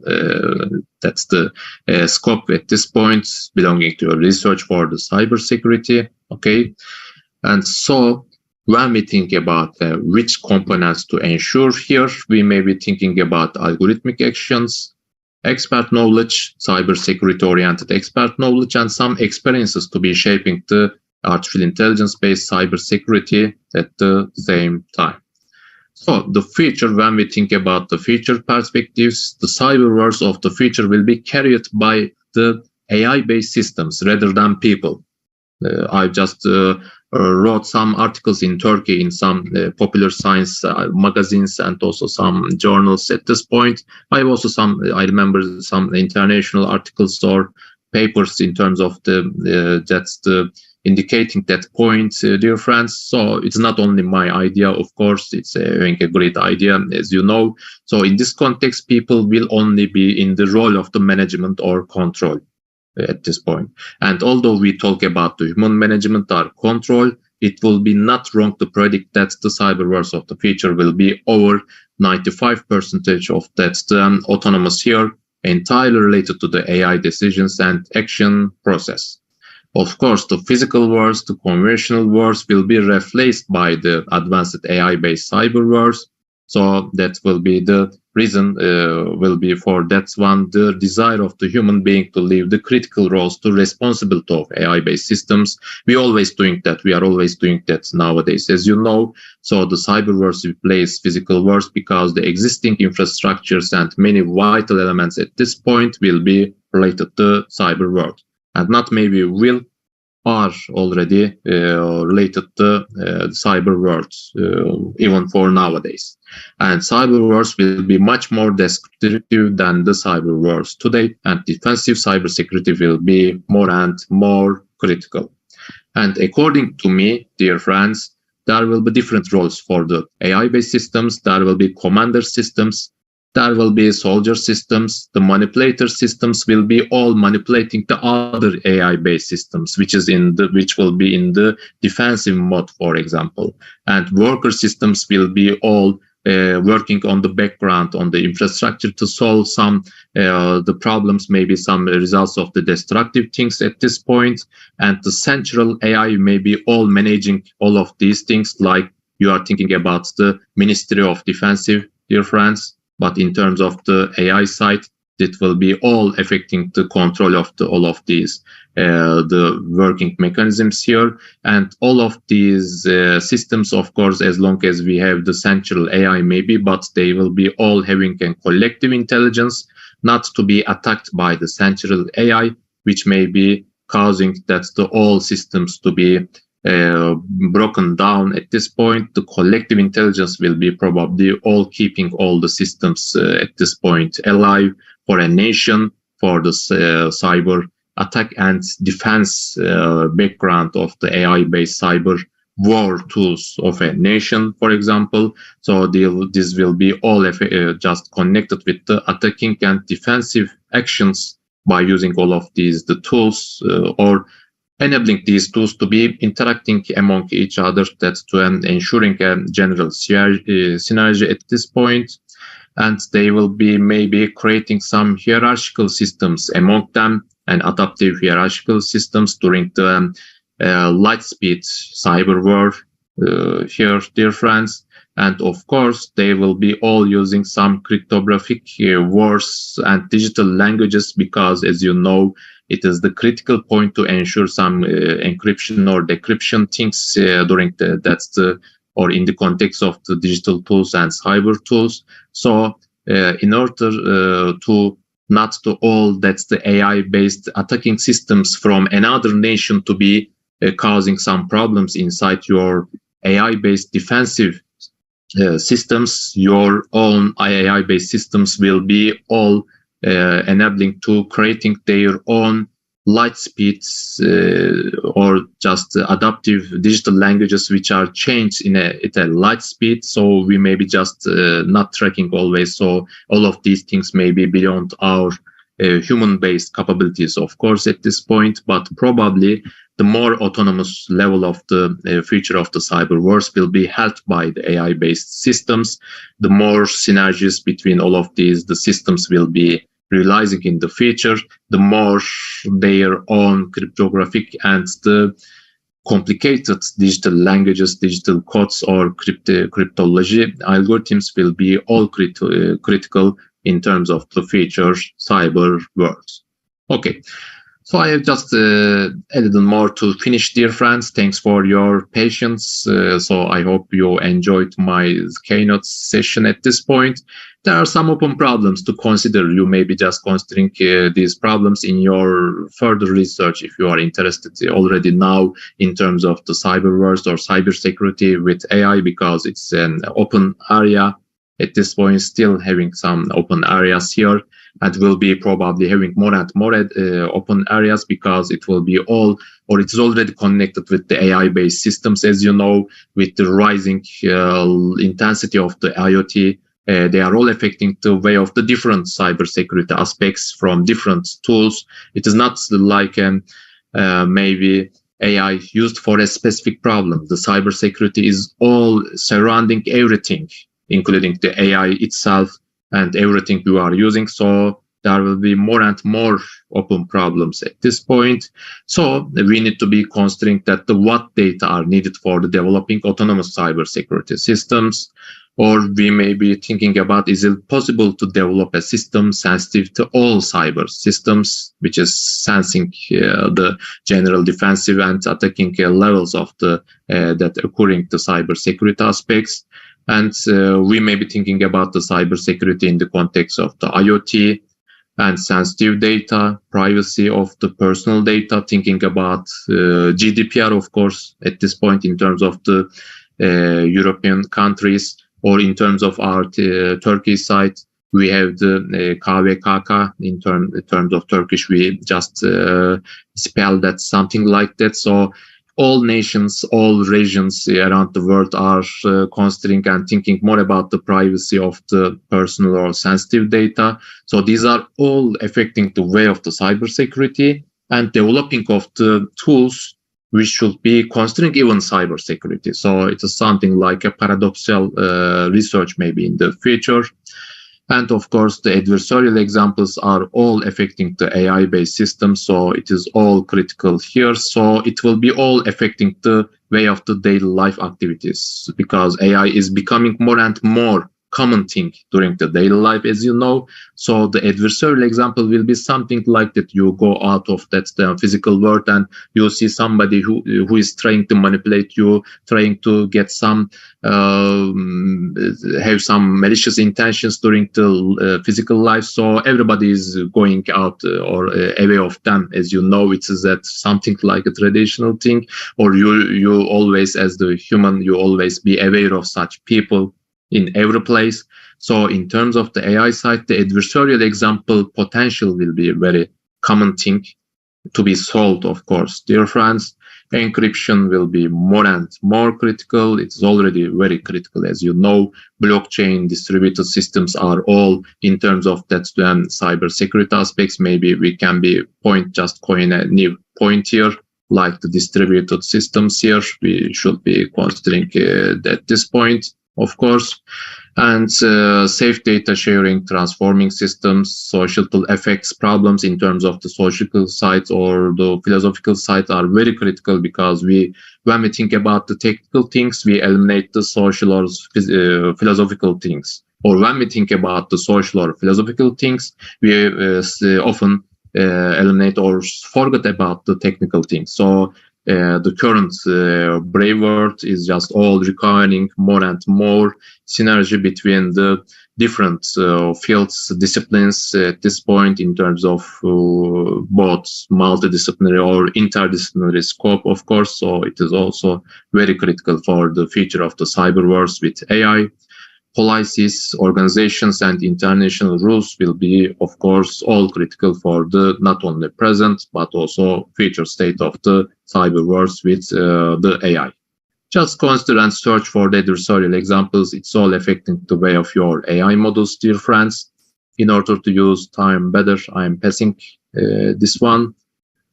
And defensive solutions against hybrid attacks may be critical. Advanced cryptography may be critical to search. Distributed cybersecurity, reinforcement learning will be more and more critical, according to me.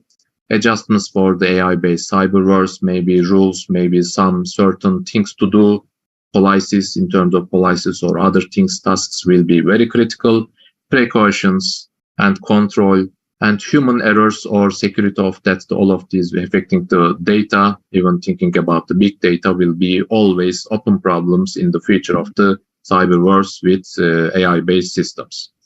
So I may be sharing that document with you, dear friends. I don't know, you may be just sending me a mail, maybe after a while.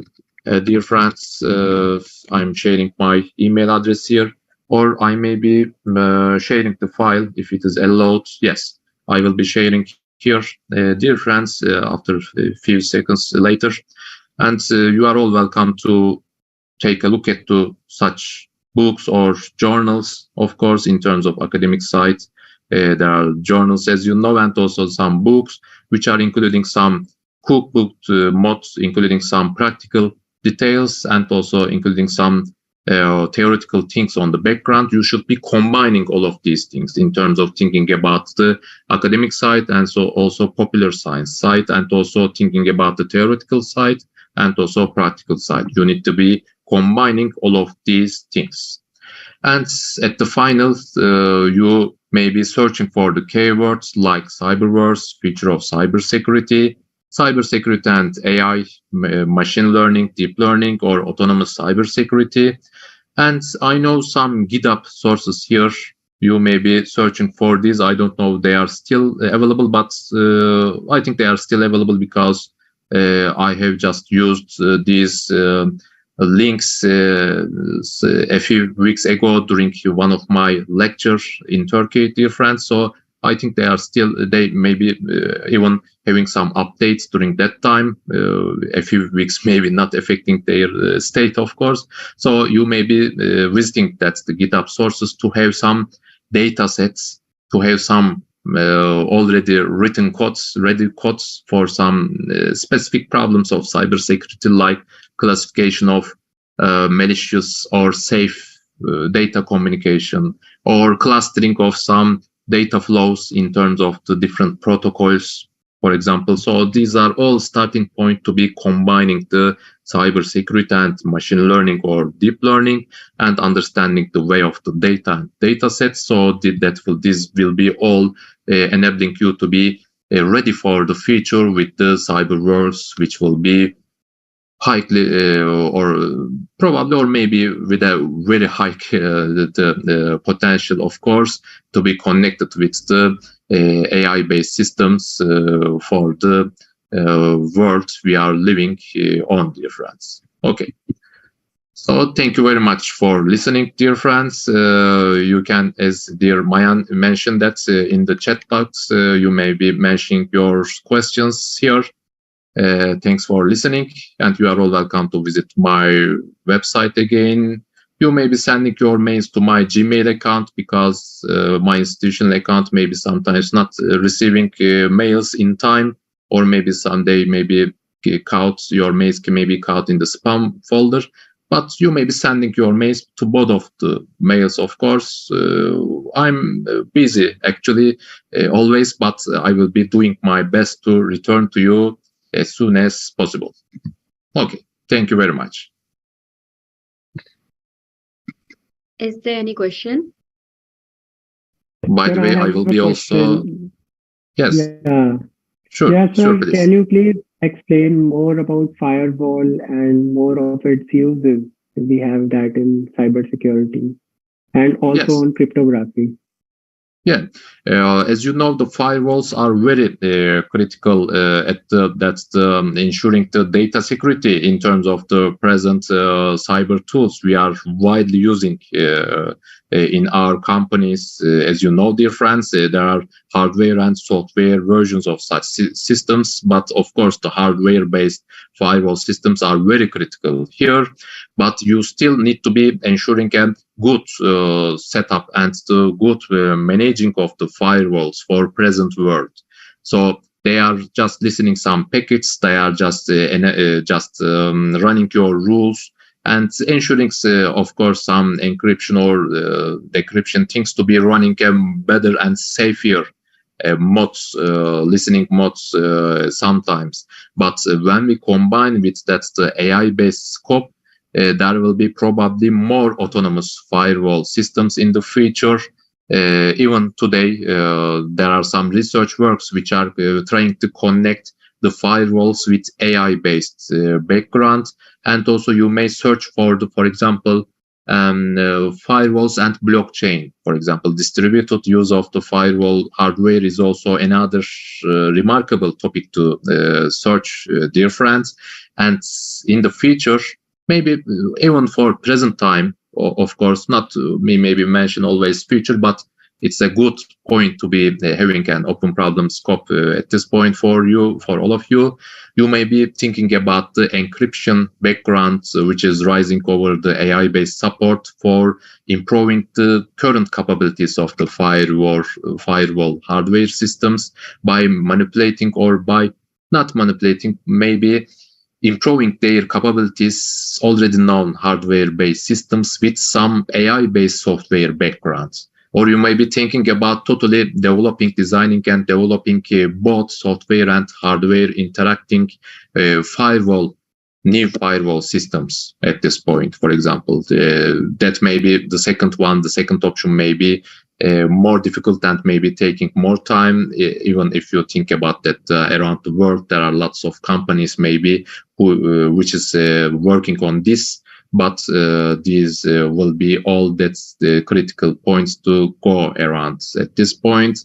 When we think about eventually in terms of the encryption itself, the algorithm itself is not enough anymore, as you know. So because of that, we think about the blockchain or other distributed systems. They even still have the hash-based algorithms, for example, on the background, but we use the power of the communities. We use the power of the many users at the same time, so increasing the level of the not being just hacked because of the many users or many active objects who will be or which will be determining the state of the whole system. So the collaborative systems, such distributed systems with the maybe more and newer encryption algorithms with the support of the AI will be more and more critical. So you may be finding another way, maybe another third option maybe can be all applicable in this way. Okay.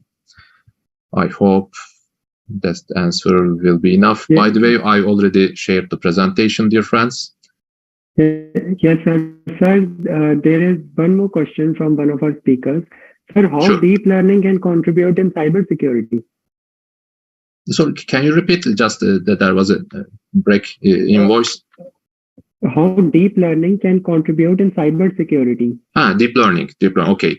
How deep learning can contribute to cybersecurity, even for present and the future scope here. When we think about the cybersecurity side, as you know, during my presentation, I mentioned that there are lots of data. There are lots of, not data maybe, there are lots of objects which is producing data in time, or which is already using some data in terms of social media, in terms of IoT-based systems. Even we are now holding an online mod session, and so the voices, the video records, the texts, the messages, and everything in terms of the data on the background are somehow products by such software system. And in terms of the smartwatch, smart devices, even thinking about the self-driving cars, in terms of even thinking about all of these things, objects are interacting each other, or will be interacting more and more each other in the future. We need to be considering that better control for all of these data. So thinking about the traditional machine learning algorithms, they may be not enough.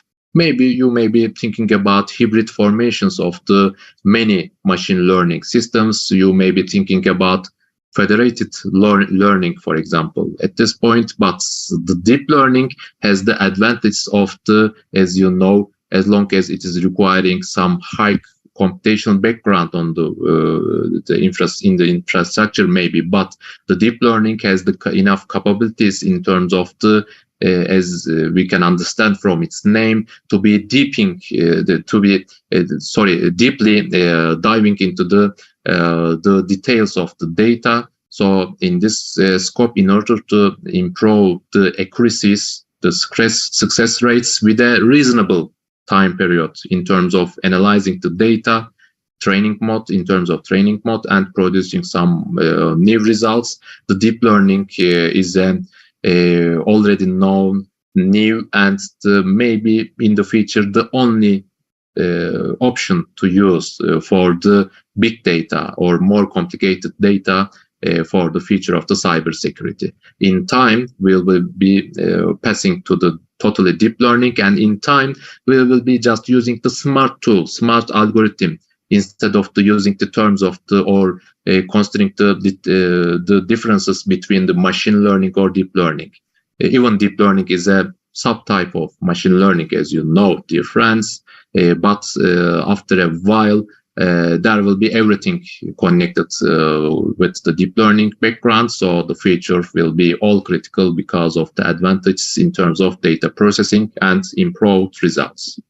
Yes. Thank you so much, sir, for your valuable presence today. Thank you. Our next keynote of the day, Dr. Neeraj Kumar Singh, University of Toulouse, France. Dr. Neeraj Kumar Singh is an Associate Professor of Computer Science at INPT, ENSEEIHT, and an ACADIE team member at Toulouse Research Institute of Informatics, IRIT. Prior to joining INPT, he was a research fellow at the Center of Software Certification, McMaster University, Canada, and the Department of Computer Science at University of York, UK. In 2011, he received his PhD from the University of Lorraine, France. He leads research in the theory and practice of rigorous software engineering and formal methods for designing and implementing safe, secure, and dependable critical systems. He has authored, edited 3 books, and has published extensively in well-known conferences and journals. He has been involved in many scientific activities, and his research has been supported by the ANR and industry partners. I welcome you, sir. Thank you. Thank you for a nice introduction, as well as I would like to thank all organization committee to inviting me here. Can I share my screen, please? Yes, sir. Okay.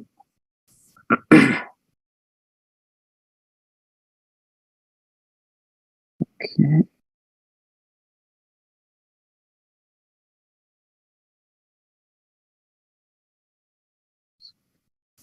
Yeah, is it visible? Yes, sir. Yes, sir. Okay.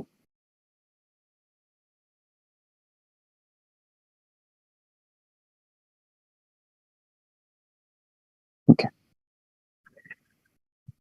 So today I'm going to present a formal approach to rigorous development of safety critical system. In fact, all of you know what kind of critical systems are. This is a collaborative work because I am working since more than 10 years on same topic. So it is just, I want to give a flavor to everyone to know how we should tackle all the critical system in future and what kind of new methodology do we need to develop.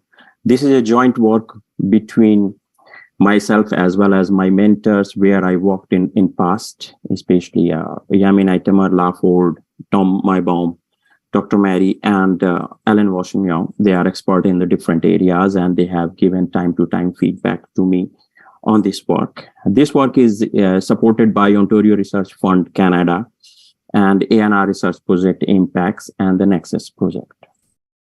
I would be happy if you will get any question or anything doubt, please let me know. So outline of this talk is very simple. I will discuss first the safety critical systems. Then I will give you some motivation and some current challenges and the objective in this area. Finally, I have proposed a formal framework that it is still evolving. And I will discuss this formal framework in detail. I will show one case study and then assessment of this framework in different domain. And finally, I will conclude this talk.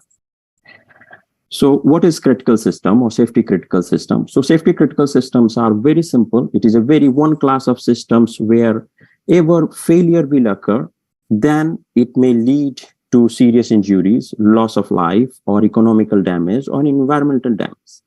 Today we are living we have all around us different kind of safety critical system. For example, aeroplanes, robots, satellites, machineries, or even we use car or medical systems like insulin infusion pump or pacemaker. All these are safety critical systems. If, for example, if there is an accident, in case of accident in plane or maybe in car, it's always there are injuries, or maybe it's a loss of economical damage or the loss of life. So how we can design all these systems? We need to take care of all these things. So before going into jump all the details, I will try to show some very standard failure system. For example, Therac 25 in 1985 to 87, 6 people were overexposed due to radiations. The pacemaker in 1990 to 2002. I have tried to give in some details because this is it's valid for certain range. So, for example, after 2002, still there are so many deaths just because of pacemaker. So, 70,323 pacemakers and the ICD were explanted, and it includes 61 deaths. Insulin infusion pump until it is a report of 2010. 5,000 adverse event, and that include the 30 deaths. I think everyone know here, MH370 Malaysian airplane. It was missing and we don't know the cause. Why? We try to figure it out, but it is still impossible. Satellite failures. If I have just tried to give one website where you can find several list of satellites failure they have given, and we don't know the cause why this happened.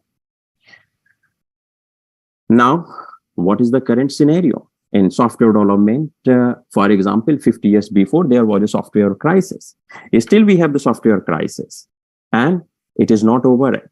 We see there are some certain systems we can show that this is over, but it is not true for in the domain of cyber physical systems or in the domain of critical systems, or maybe for the security. If we talk about the security or the safety, still this is a problem.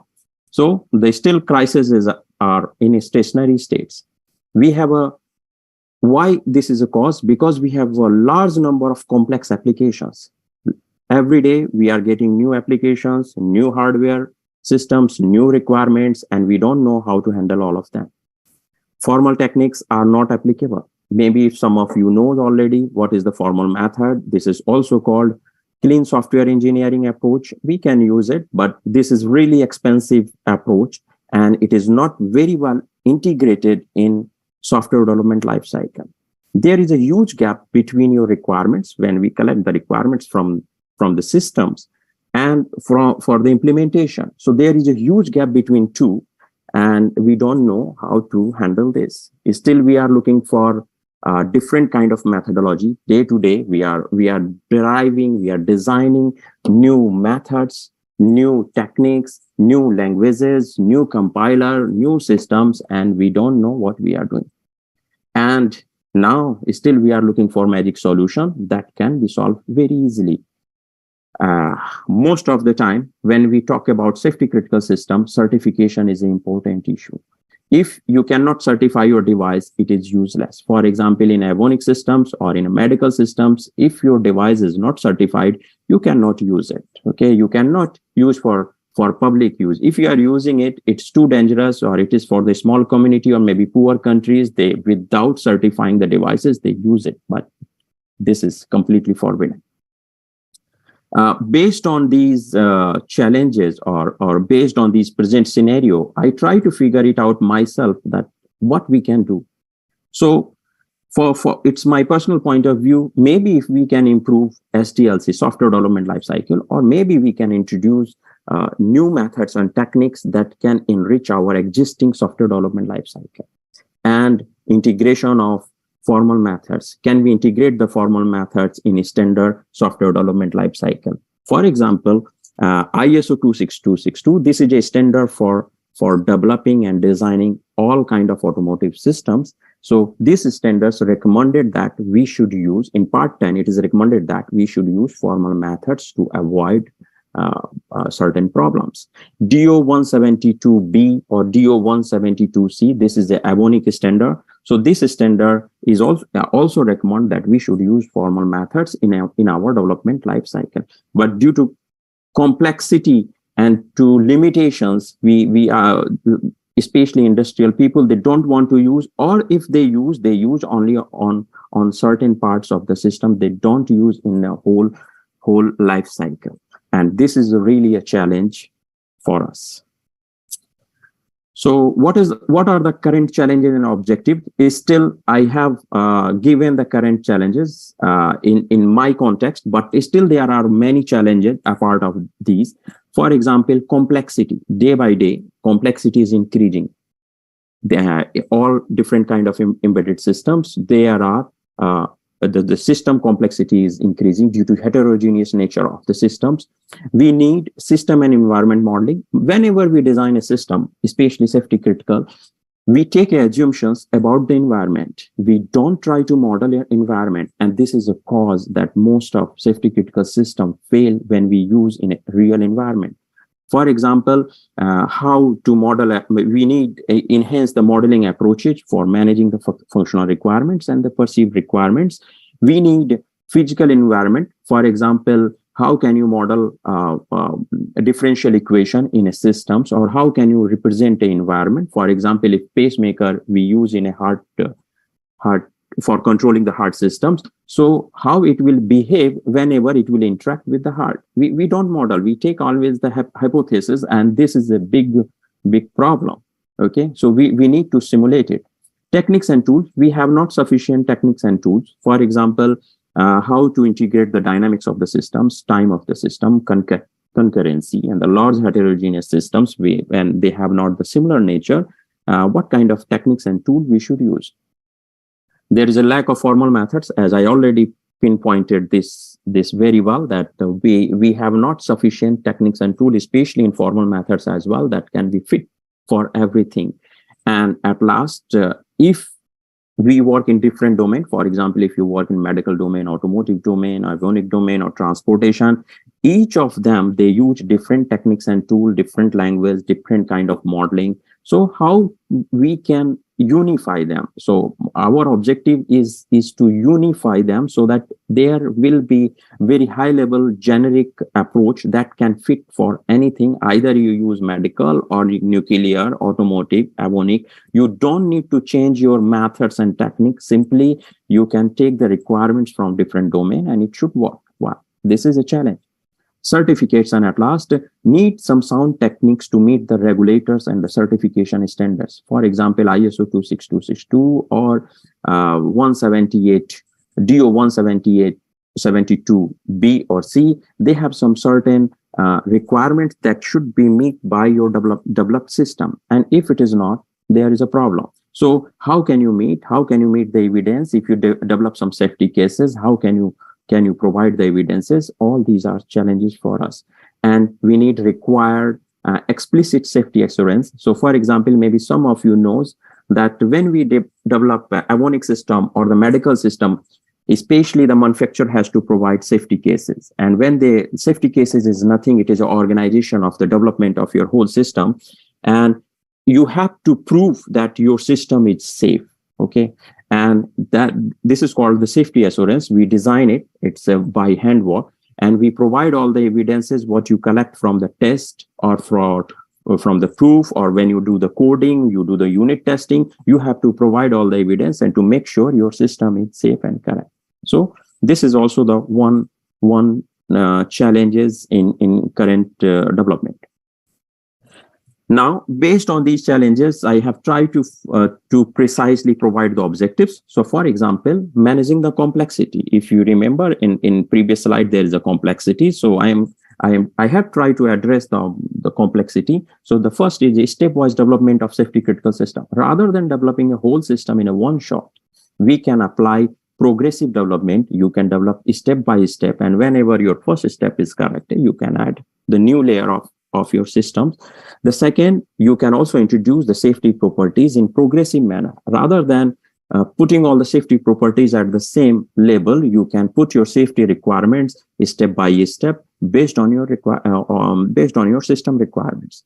Next is a system and environment modeling. I always emphasize to design environment. For example, what is the model of your heart? What is the model of your system body? If you are using Avonic system, what is the model of space? Of course, we cannot model very precise and concrete, but we can provide some abstraction that can try to capture your core systems. So I always emphasize to develop the environment modeling. In this talk, I will not discuss anything regarding environment modeling because due to time constraints, I cannot cover all the every details of this, but I will try to cover most of them. Okay.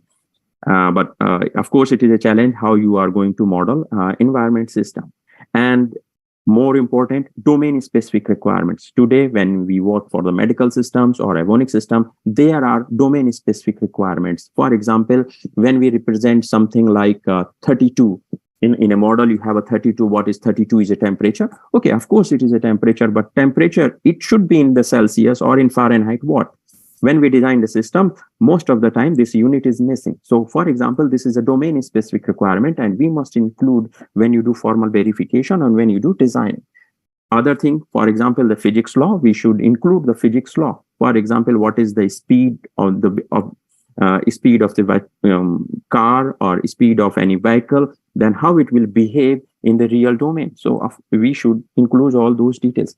Techniques and tool. We have not sufficient techniques and tool. We have so many languages. For example, today, when you go and check, you have C, C++, Java, C#, Python, scripting language. Everyone is moving towards on the web development. What is it? None of the technology you can use for developing a critical system. It's useless.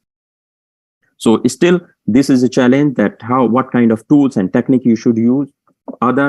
As I told you, managing the complexity. So you should use some refinement patterns that allow to refine your system. And when you refine your system, it means you progressively design your system.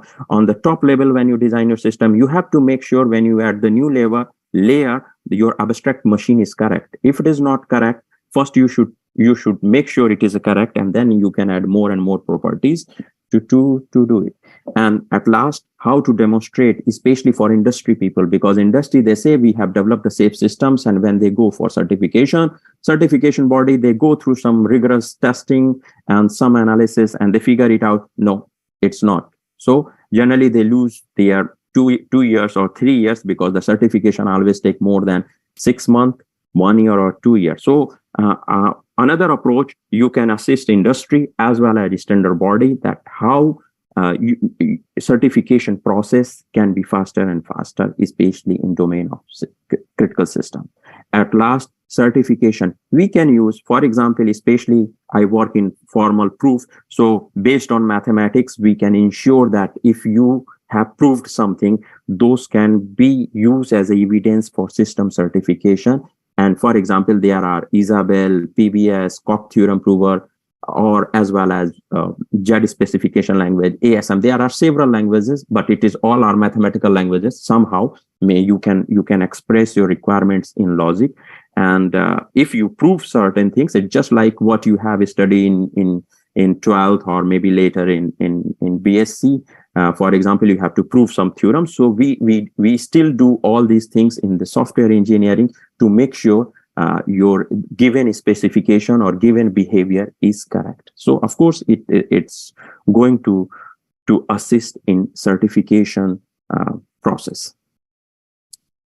Now, it is a traditional system engineering approach. Maybe in this traditional system engineering approach, for example, we have a waterfall model We have some spiral model. Today, a lot of safety critical system, they use the B model. We have agile-based development, model-based development, and currently, I think the DevOps, I think everyone knows, we use a lot, but none of them can solve our problem. Now, I will present a formal framework. So I will try to be a little fast because still it's 8 slides. So this is a very simple framework. You can figure it out. That is very similar to waterfall model, but if you see very precisely, there are some steps those do not exist in standard life cycle. For example, there is informal system requirements. That's simple. When you define your requirements, those are always written in natural language. Maybe it can be Hindi language or English language or whatever the language you prefer, you can use. Then you can develop some requirements model development. This is it is called also the semi-formal or formal, but it is an intermediate stage of before formalization. Then there is a formal development. When you develop the formal model, you have to verify. You have to check all the properties and the model you have verified, those are correct. Finally, you can validate your model. There is interactive simulation. This is a simulation that can take the feedback from domain expert. I will discuss later why do we need it. And finally, we can produce the code. When you produce the code, further, you can use a standard development life cycle, especially for testing and analysis purpose. But this life cycle, it's presently presented to integrate the formal methods automatically in software development lifecycle. If there will be any error on any stage, you can go back. So it is steps for error correction. You can go back. If there is error in interactive simulation, you can go back in formal verification, validation, and maybe figure it out. Maybe error is in informal requirements or maybe at intermediate level. And this is a completely iterative process until you will not get a final correct model. So in this formal framework, first is the requirement model. How we can develop the requirement model? I told you that most of the requirements are always written in natural language. And I propose to use, we can use a requirements model, or simply we can say documenting system requirements. We can use tabular expression. Tabular expression is a very specific form that always you can represent in a relational form. So it is a form of table, but each table represents one function. So I think everyone knows it is a function. So you can compose the table. So this is called the functional composition. So this tabular expression was presented, proposed by De Pernas in 1960, and he proposed different form of tabular expression. It was more than 11 types.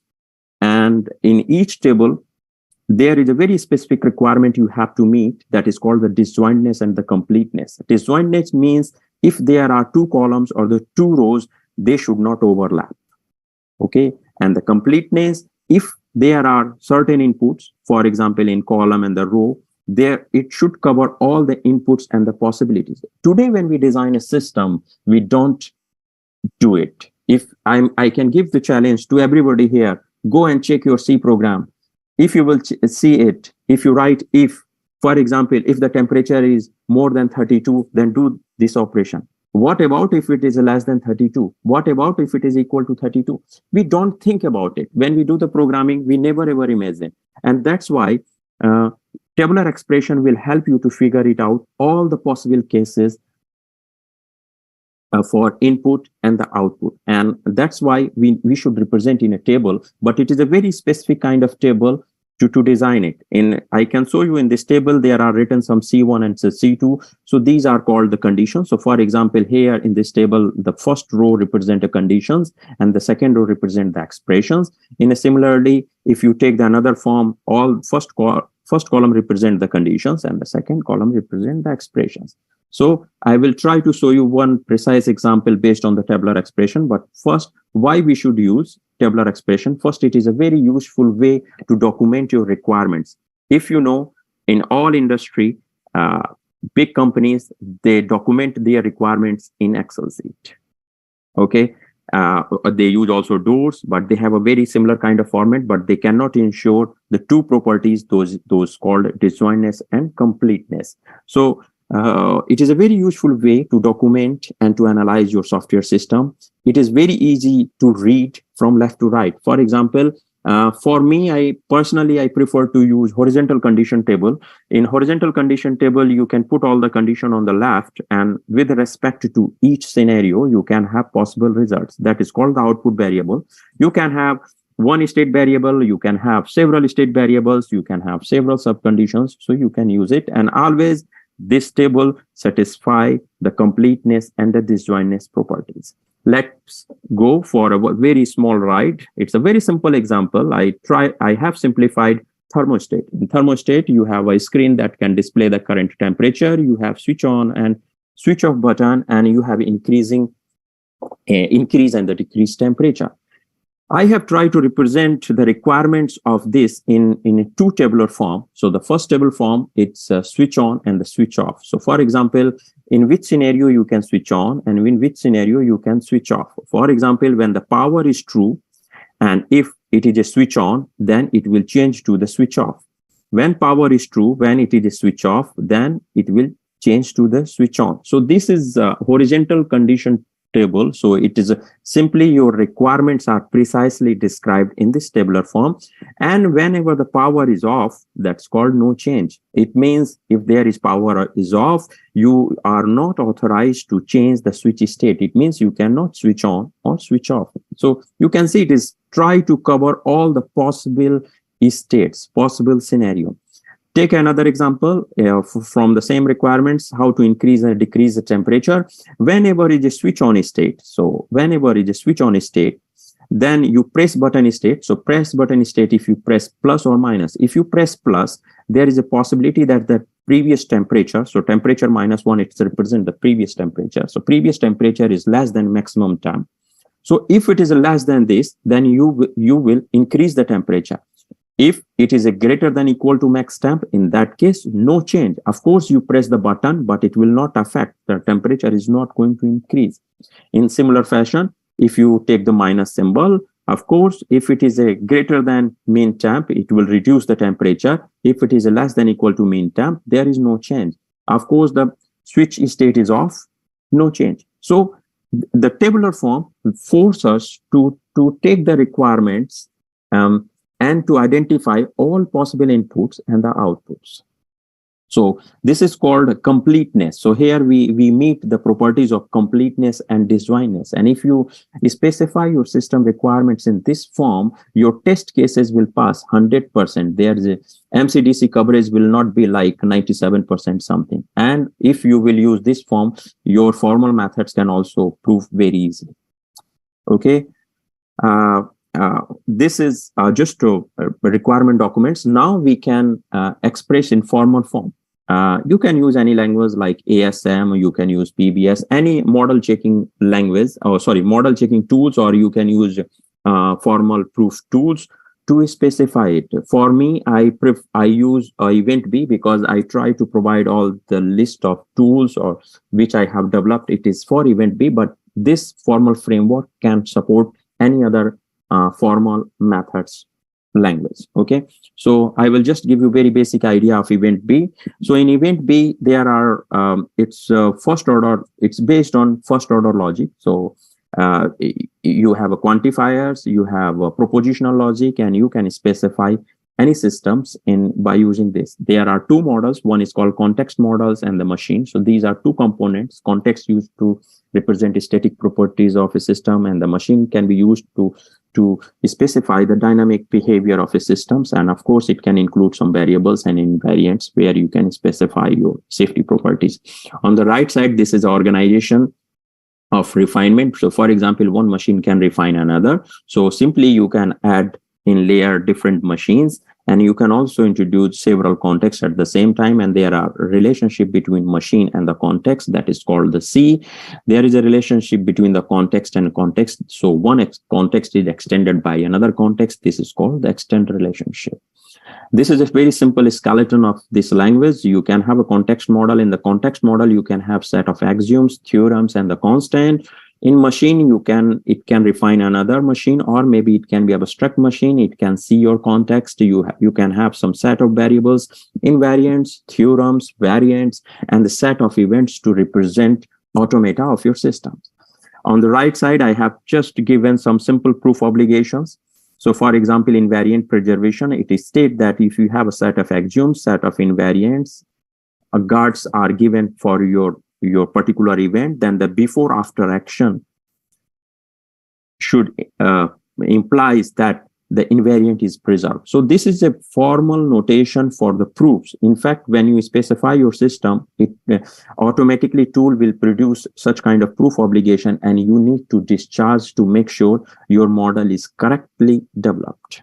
Okay. In same way, you can define theorems. You can also check the variant for the modeling or the event feasibility. There are a lot of properties. Those can be used. And this language was designed by Jomo Abrial from France. Now we can, as I told you in a previous step, that all the requirements are specified in tables. So you have a natural language requirements, then we specified in a tabular form. Now, of course, how can we transform from the table to event B language? If you know event B very well, you can directly write your model in event B. Of course, it will work, but my approach is different because I want to assist industrial people so they should not worry about the refinement. Means if you represent something in table form, directly it can produce the event B model for you. So I have written I have proposed already different kind of refinement strategy that can be used to produce event B model. So I will present only one of them. This is called based on superposition refinement. If you have several tables, if you have n tables, each time you can add another table based on some certain rules. Okay. So for example, if you have 10 tables, it can produce the 10 refinement. But of course, this approach has some limitation. For example, most of the time, there are some problems, some more than 2 tables or 3 tables, we have to model together. Okay. We need to provide dependency order between the tables, and these tables, whatever you are going to use, those do not support natural language, of course, because tabular expression also allow natural language. You can specify in a cell that you can write something in natural language, but there is a limitation of this refinement strategy that if you have something in natural language, I cannot transform easily just because of automation.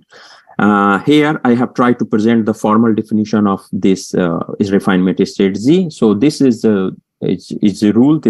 It can take a set of tables. So you can take a set of tabular expression and you can produce a set of machines from the event B. So this is a simple definition is given.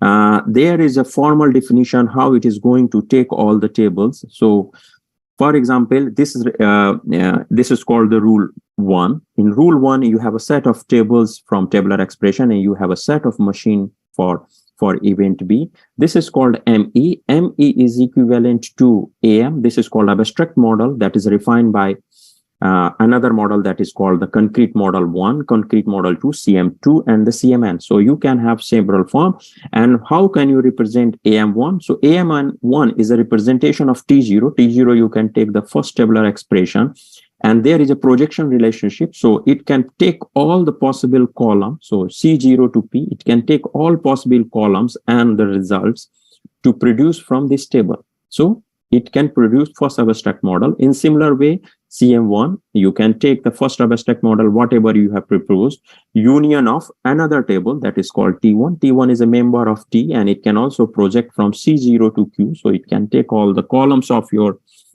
table and the result from T1. In similar fashion, you can take all for N. Okay. So this is a formal definitions of this transformation strategy.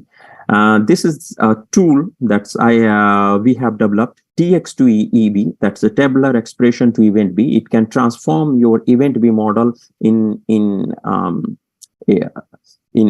it can transform your tabular expression into event B. For example, this is a tabular expression. So for example, you have set of condition, there is a set of actions or results, how it can be written in a tabular expression form. So in this tool, you can take all the condition on the left side, and the right side, you can give also the possible type of your all constructs, variables, and the constant, and then you can provide respective output for this function. So it can produce a function and it can type check automatically. If it is a failure, you need to, for example, it can check the properties of disjointness and completeness. If there is an error, of course, it will let you know where is the problem.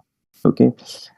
I have tried to show an example what we used before. So it is still your thermostat example. You have a table for switch case, and there is the second table for the temperature increase and decrease. You can see there is a highlighted row in light gray color. So this is a corresponding event B model. So for example, power is true, switch state is off, then on. So you can see power is true, switch state is off, then switch is on. So of course, this event B model is going to take what is switch state, what is power. So all the typing definitions are defined. Okay, but it all will be produced by the tool automatically. In similarly, another table, you can see there is a function. So switch on, press button is plus. So switch on, press button is plus, temperature is less than minus temp, then your temperature should increase. So it will increase the temperature. So all this tabular form is going to encode in event B by respecting all the refinement laws. Okay. So when you define in event B, when you get first your model on the chain of development, then you should use RODA tool. So RODA is developed in Eclipse framework. So it is a very big tool where you can check your model is correct or not. So simply you can import your model and then you can launch the prover to test all the properties you have defined, all the specification you have defined, it is correct. If there will be any problem, it will let you know, because it is one kind of parser. So it can parse your model and it will give you some error. So for example, on the right side, if all the properties will be proved based on given hypothesis or the data types and actions, you can see there is a green signal. And if there will be failure, it will be red. So you can use verification tool to prove it. Now, the question of validation, whatever you have modeled, it is valid or not. Validation is very important. For example, we use Probe model checker. This is a model checker as well as animator. You can animate your model. So simply whatever you have specified in event B model, you can animate it. So for example, there is one model is given. Whenever you animate, it will specify all the possible types of variable. What are the expected values you can see on the right side? Simply it's execute your mathematical model. And if there will be any failure or anything, it will let you know. You can also see some graphical representation. So you can write some liveness properties or the deadlock check if your model is not deadlock. So maybe I hope you know what is deadlock. And there is a liveness properties. So you can express your liveness properties and you can make sure if there is a failure in your system. Simply we use model checking tools for all this. So you can Probe model checker or more animator tool you can use continue in this framework. Interactive simulation. Interactive simulation is a one kind of, in 2010, I proposed this approach because I met with some doctors and they told me your model, I don't know what is it, because the model is written completely in mathematics and doctors, they don't know the mathematics and that's why they are doctor. So of course, this is a big challenge for us software engineers or mathematicians to fill this gap. So our objective behind this to develop an interactive simulator is to validate the system behavior with the domain expert. And the domain expert, they can be a different kind of stakeholder. So if there is a very big project, there are different kind of stakeholders and they don't know about the requirements. So we propose an idea that you can take your original requirements, you can take your original specification, and then you can animate it. So you can represent in graphical form, and that is very easy to explain them how your system is behaving based on this system. And this approach is very powerful to identify the bugs in very early stage of the development. You no need to wait until the testing of the system, but when you specify your system, you can identify the bug. That's why a lot of people today, they want to develop the simulator for complex systems. And whatever the result you will obtain, it can also assist for certification. So for this is a very simple framework. You can collect the data from real-time environment, or you can collect some features. Those features you can store in a disk if you want to use in future, or if you don't want to use, you can directly pass. This is a engine that is called the BRAMA plugin. That's this plugin was developed by a company. So it is just like an interface plugin that can transform your event B model, and it will read and write from your event B model, and it can also communicate with the visual animation. This visual animation, you can use any tool, graphical tools today, and whatever the behavior of event B, it can display here on the screen. Okay. This is like one kind of interactive simulation you can perform. Now is the code generation. Of course, you have documented the requirements, you model the systems, you validate it, you check it, you interactively animated it, and now the question of how you can produce the code. So if you can produce the code manually, but I prefer to produce the code automatically, because most of the specification you have specified, it is in mathematical form, and it is very hard for certain programmer to understand what kind of symbol is used. So I developed this tool in 2010 as well, but it is still under development. This is called the EB2All. This is from event B to several target languages. So it supports currently C language, C++, Java, C#, and the Solidity. It is completely open source and developed for the Rhoda. More than 20,000 lines of code, and till now it is more than 7,000 downloads. You can also get access of this tool from this link. On the right side, this is a simple architecture of this language. It can take your Rhoda project automatically. It can parse, it can check if there is any other problem, and it will apply lexical and syntactic analysis for producing the code in your selected target language.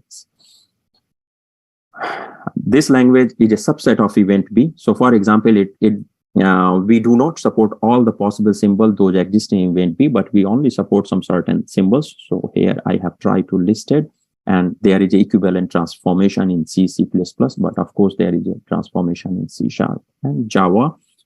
Moreover, it's also support event B types. There is a corresponding type in C. So enumerated types in B, it is equivalent to in C language, it's enumerated type. You have basic integer, this is called the predefined integer types in C. You have event B array, that is called the C array. You have a function in event B that's represented as a C language function. There are in event B, you can take any infinite type. So that's why but the language no. So that's why we have tried to consider some formal range. So for example, target language int 16, if you will take this event B type, then it will support -2 to the power 15 to 2 to the power 15. And simply in C language, you can write int 16t. Okay, this language, this EB2All also support set transformation. So if you have use set operators, of course, C language cannot support, but in C++, we can use a standard template library to transform the code. So it can produce the code for you automatically. Same for C#, Java, and Solidity. This is a very simple screen where if you will install it, after installation, if you will execute, it will show some translator menu, or there are some toolbar. You can select your Rhoda project and it can produce the code automatically. If you want sequential code, means it can produce, it is called the scheduler, it can produce the code, or you can produce the code in optimized way. So, but it will produce code automatically. Okay. Now, we have seen the formal framework. I will take little more time to present a case study. That is a real case study of insulin infusion pump. So what is insulin infusion pump? It is a very small medical system, but it is a very complex and the software intensive, and this is called class 2 type device. And there are several deaths are already reported because of this device, because it's always inject insulin in a controlled manner. But if there is a malfunction and malbehavior, it can give more insulin or maybe less insulin, and that's why the patient can die. And we have collected the requirements, mostly or you can see requirement 1, requirement 2, requirement 3, and so on. These are the natural language requirements. Mostly whenever you design a system, mostly we write in this way. The device must go undergo a power on self-test where device power is turned on. The device must suspend all the active basal delivery, bolus delivery during the refilling or case of failure system. So you can see this is a natural language. Requirements are given, and continue on the next slide.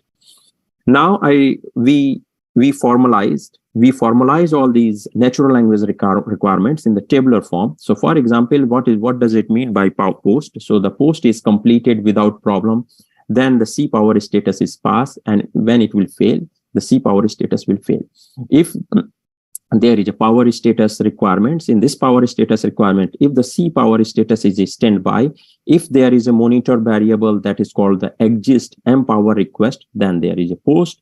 If it is not, there is no change. So you can see all the requirements, those are written here in natural language. All of them are transformed in tabular form. Okay. It took us almost 2 years to transform.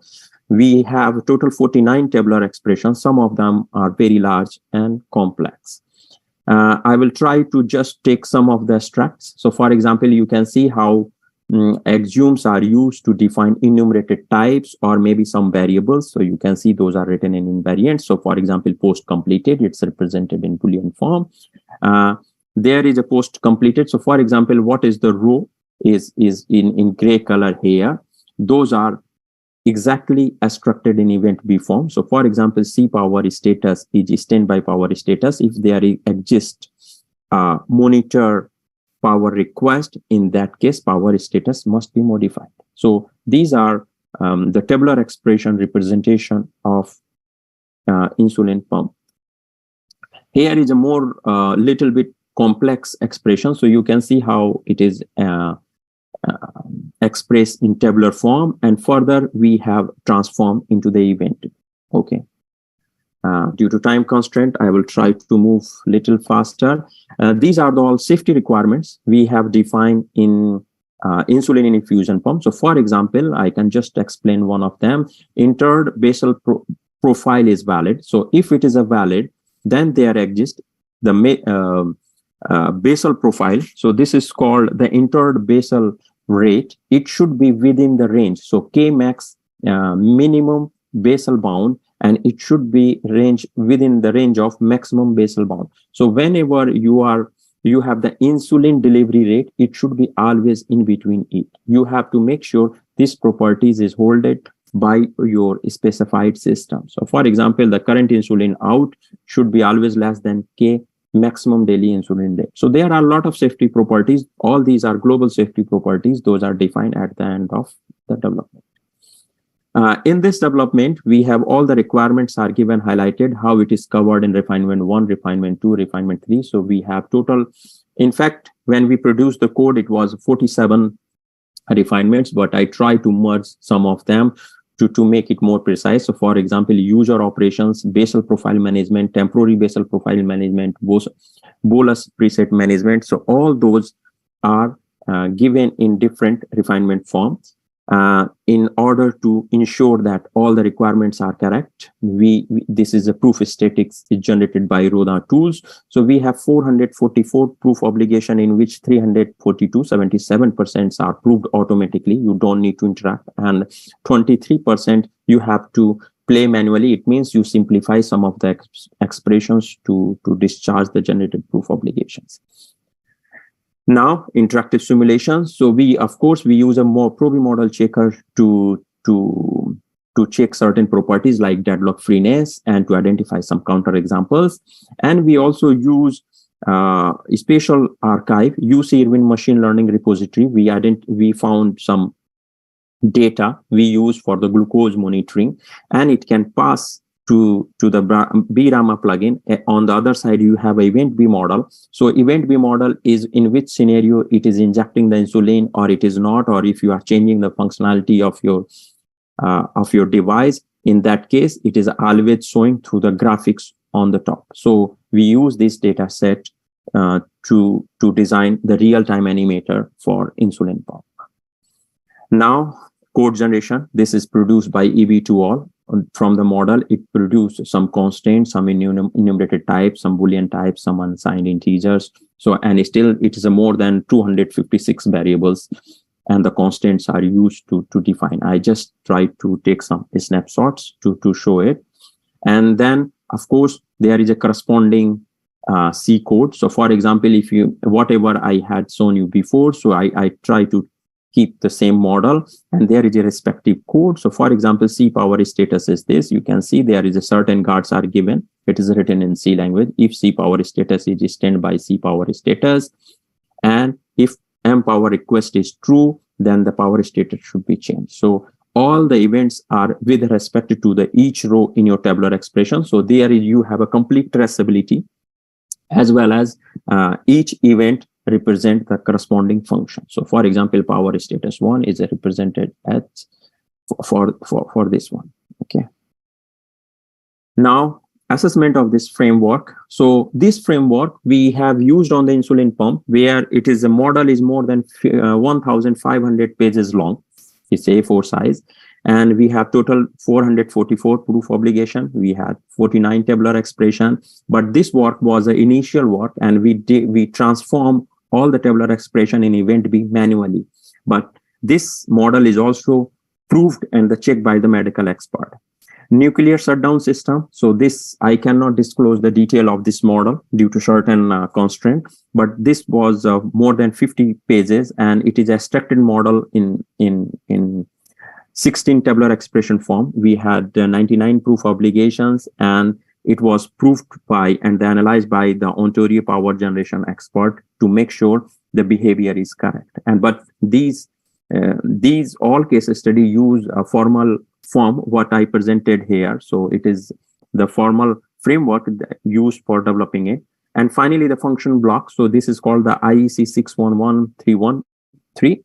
So we have total 18 tabular expressions, and each of them we have more than 2 and 5 refinements. It's more than 100 pages long event B model, more than 500 proof obligations to make sure all the blocks are correct. So all the functional blocks are transformed into the tabular expression and then further in event B to check the correctness of this table. And this is very helpful for certification body to ensure that whatever the functional block you are going to use or for designing a system, those are correct.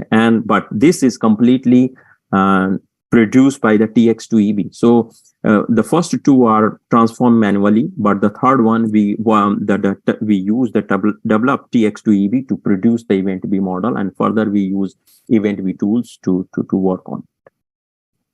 Now, finally, it's the time for conclusion. So I have tried to give you a very superficial view for the formal framework, but maybe I would be happy if you will ask more questions, and you can send me your mail later to know more detail about it. This framework is supported by several tools. For example, you can use documentation requirement, automatic refinement, formal verification, real-time animator, and the code generation. I think if you know software engineering, you have figured it out that most of the things what I have presented here, those do not exist in standard life cycle. Requirement models make system complete, auto-refinable, and it also helps to reducing the proof effort. If you want to develop your system directly in event B, your proof effort will be too difficult. Maybe some of you have already the experience. But if you use tabular expression, it is just like automation. It is a chain of tools. You just specify your system in tables, and automatically rest of the things will be happen automatically. Integration of different stakeholders. If you use real-time animator, it will help to the different stakeholders to interact to each other and to help for designing a system, as well as it can also help you to identify bugs in early stage of the development. And finally, all the artifacts we can collect from the proofs or from traceability for the code generation, all these approach will help you to certify your requirements or certifying the critical systems. I have tried to give you the reference of this book. It was published in 2013. Simply, you can get real-time animator and the code generation detail, but rest of the other parts are developed later and reported in other journals and conferences. Thank you very much for your attention, please. So, are there any questions?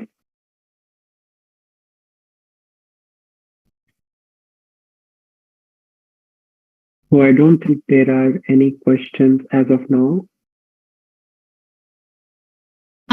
Sir, when we are going to design any event-B model, so we just need the conditions and the environment properties. The data that we are having, that is not required, sir. Data, which means data, well, when you specify your system, you know the range. Of course, you can design your system without considering the range. Okay, if you don't know the range, you just take like integer type. So when you say integer, it is like infinite. We don't know the range. And further, when you specify your system, you can constrain it step by step. So generally, when we define abstract system, you give the large view. You just take specify the systems without constraining the behavior or functional behavior of your systems. But when you refine, you add more and more guards. So you can strength, or maybe you constraints your state space. So you can provide it step by step in event B. All right, sir. Got it, sir. Thank you, sir. Your address was really informative and knowledgeable for us. Thank you for accepting our invitation. I myself did my doctoral work on formal modeling, wherein I used sir process calculus and verified the model using bisimulation based technique. So and use a total theorem proving approach to verify the system. So that was very informative for me and for whole audience. So thank you for being here and delivering the talk that is the need of the society to understand the formal methods in any safety critical system. Yeah, thanks a lot.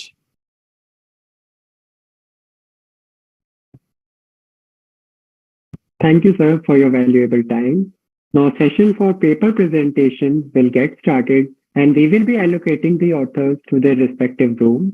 Kindly rename your profile name as session number -paper ID. Thank you.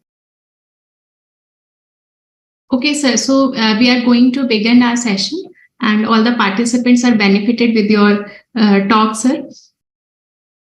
Okay, thank you.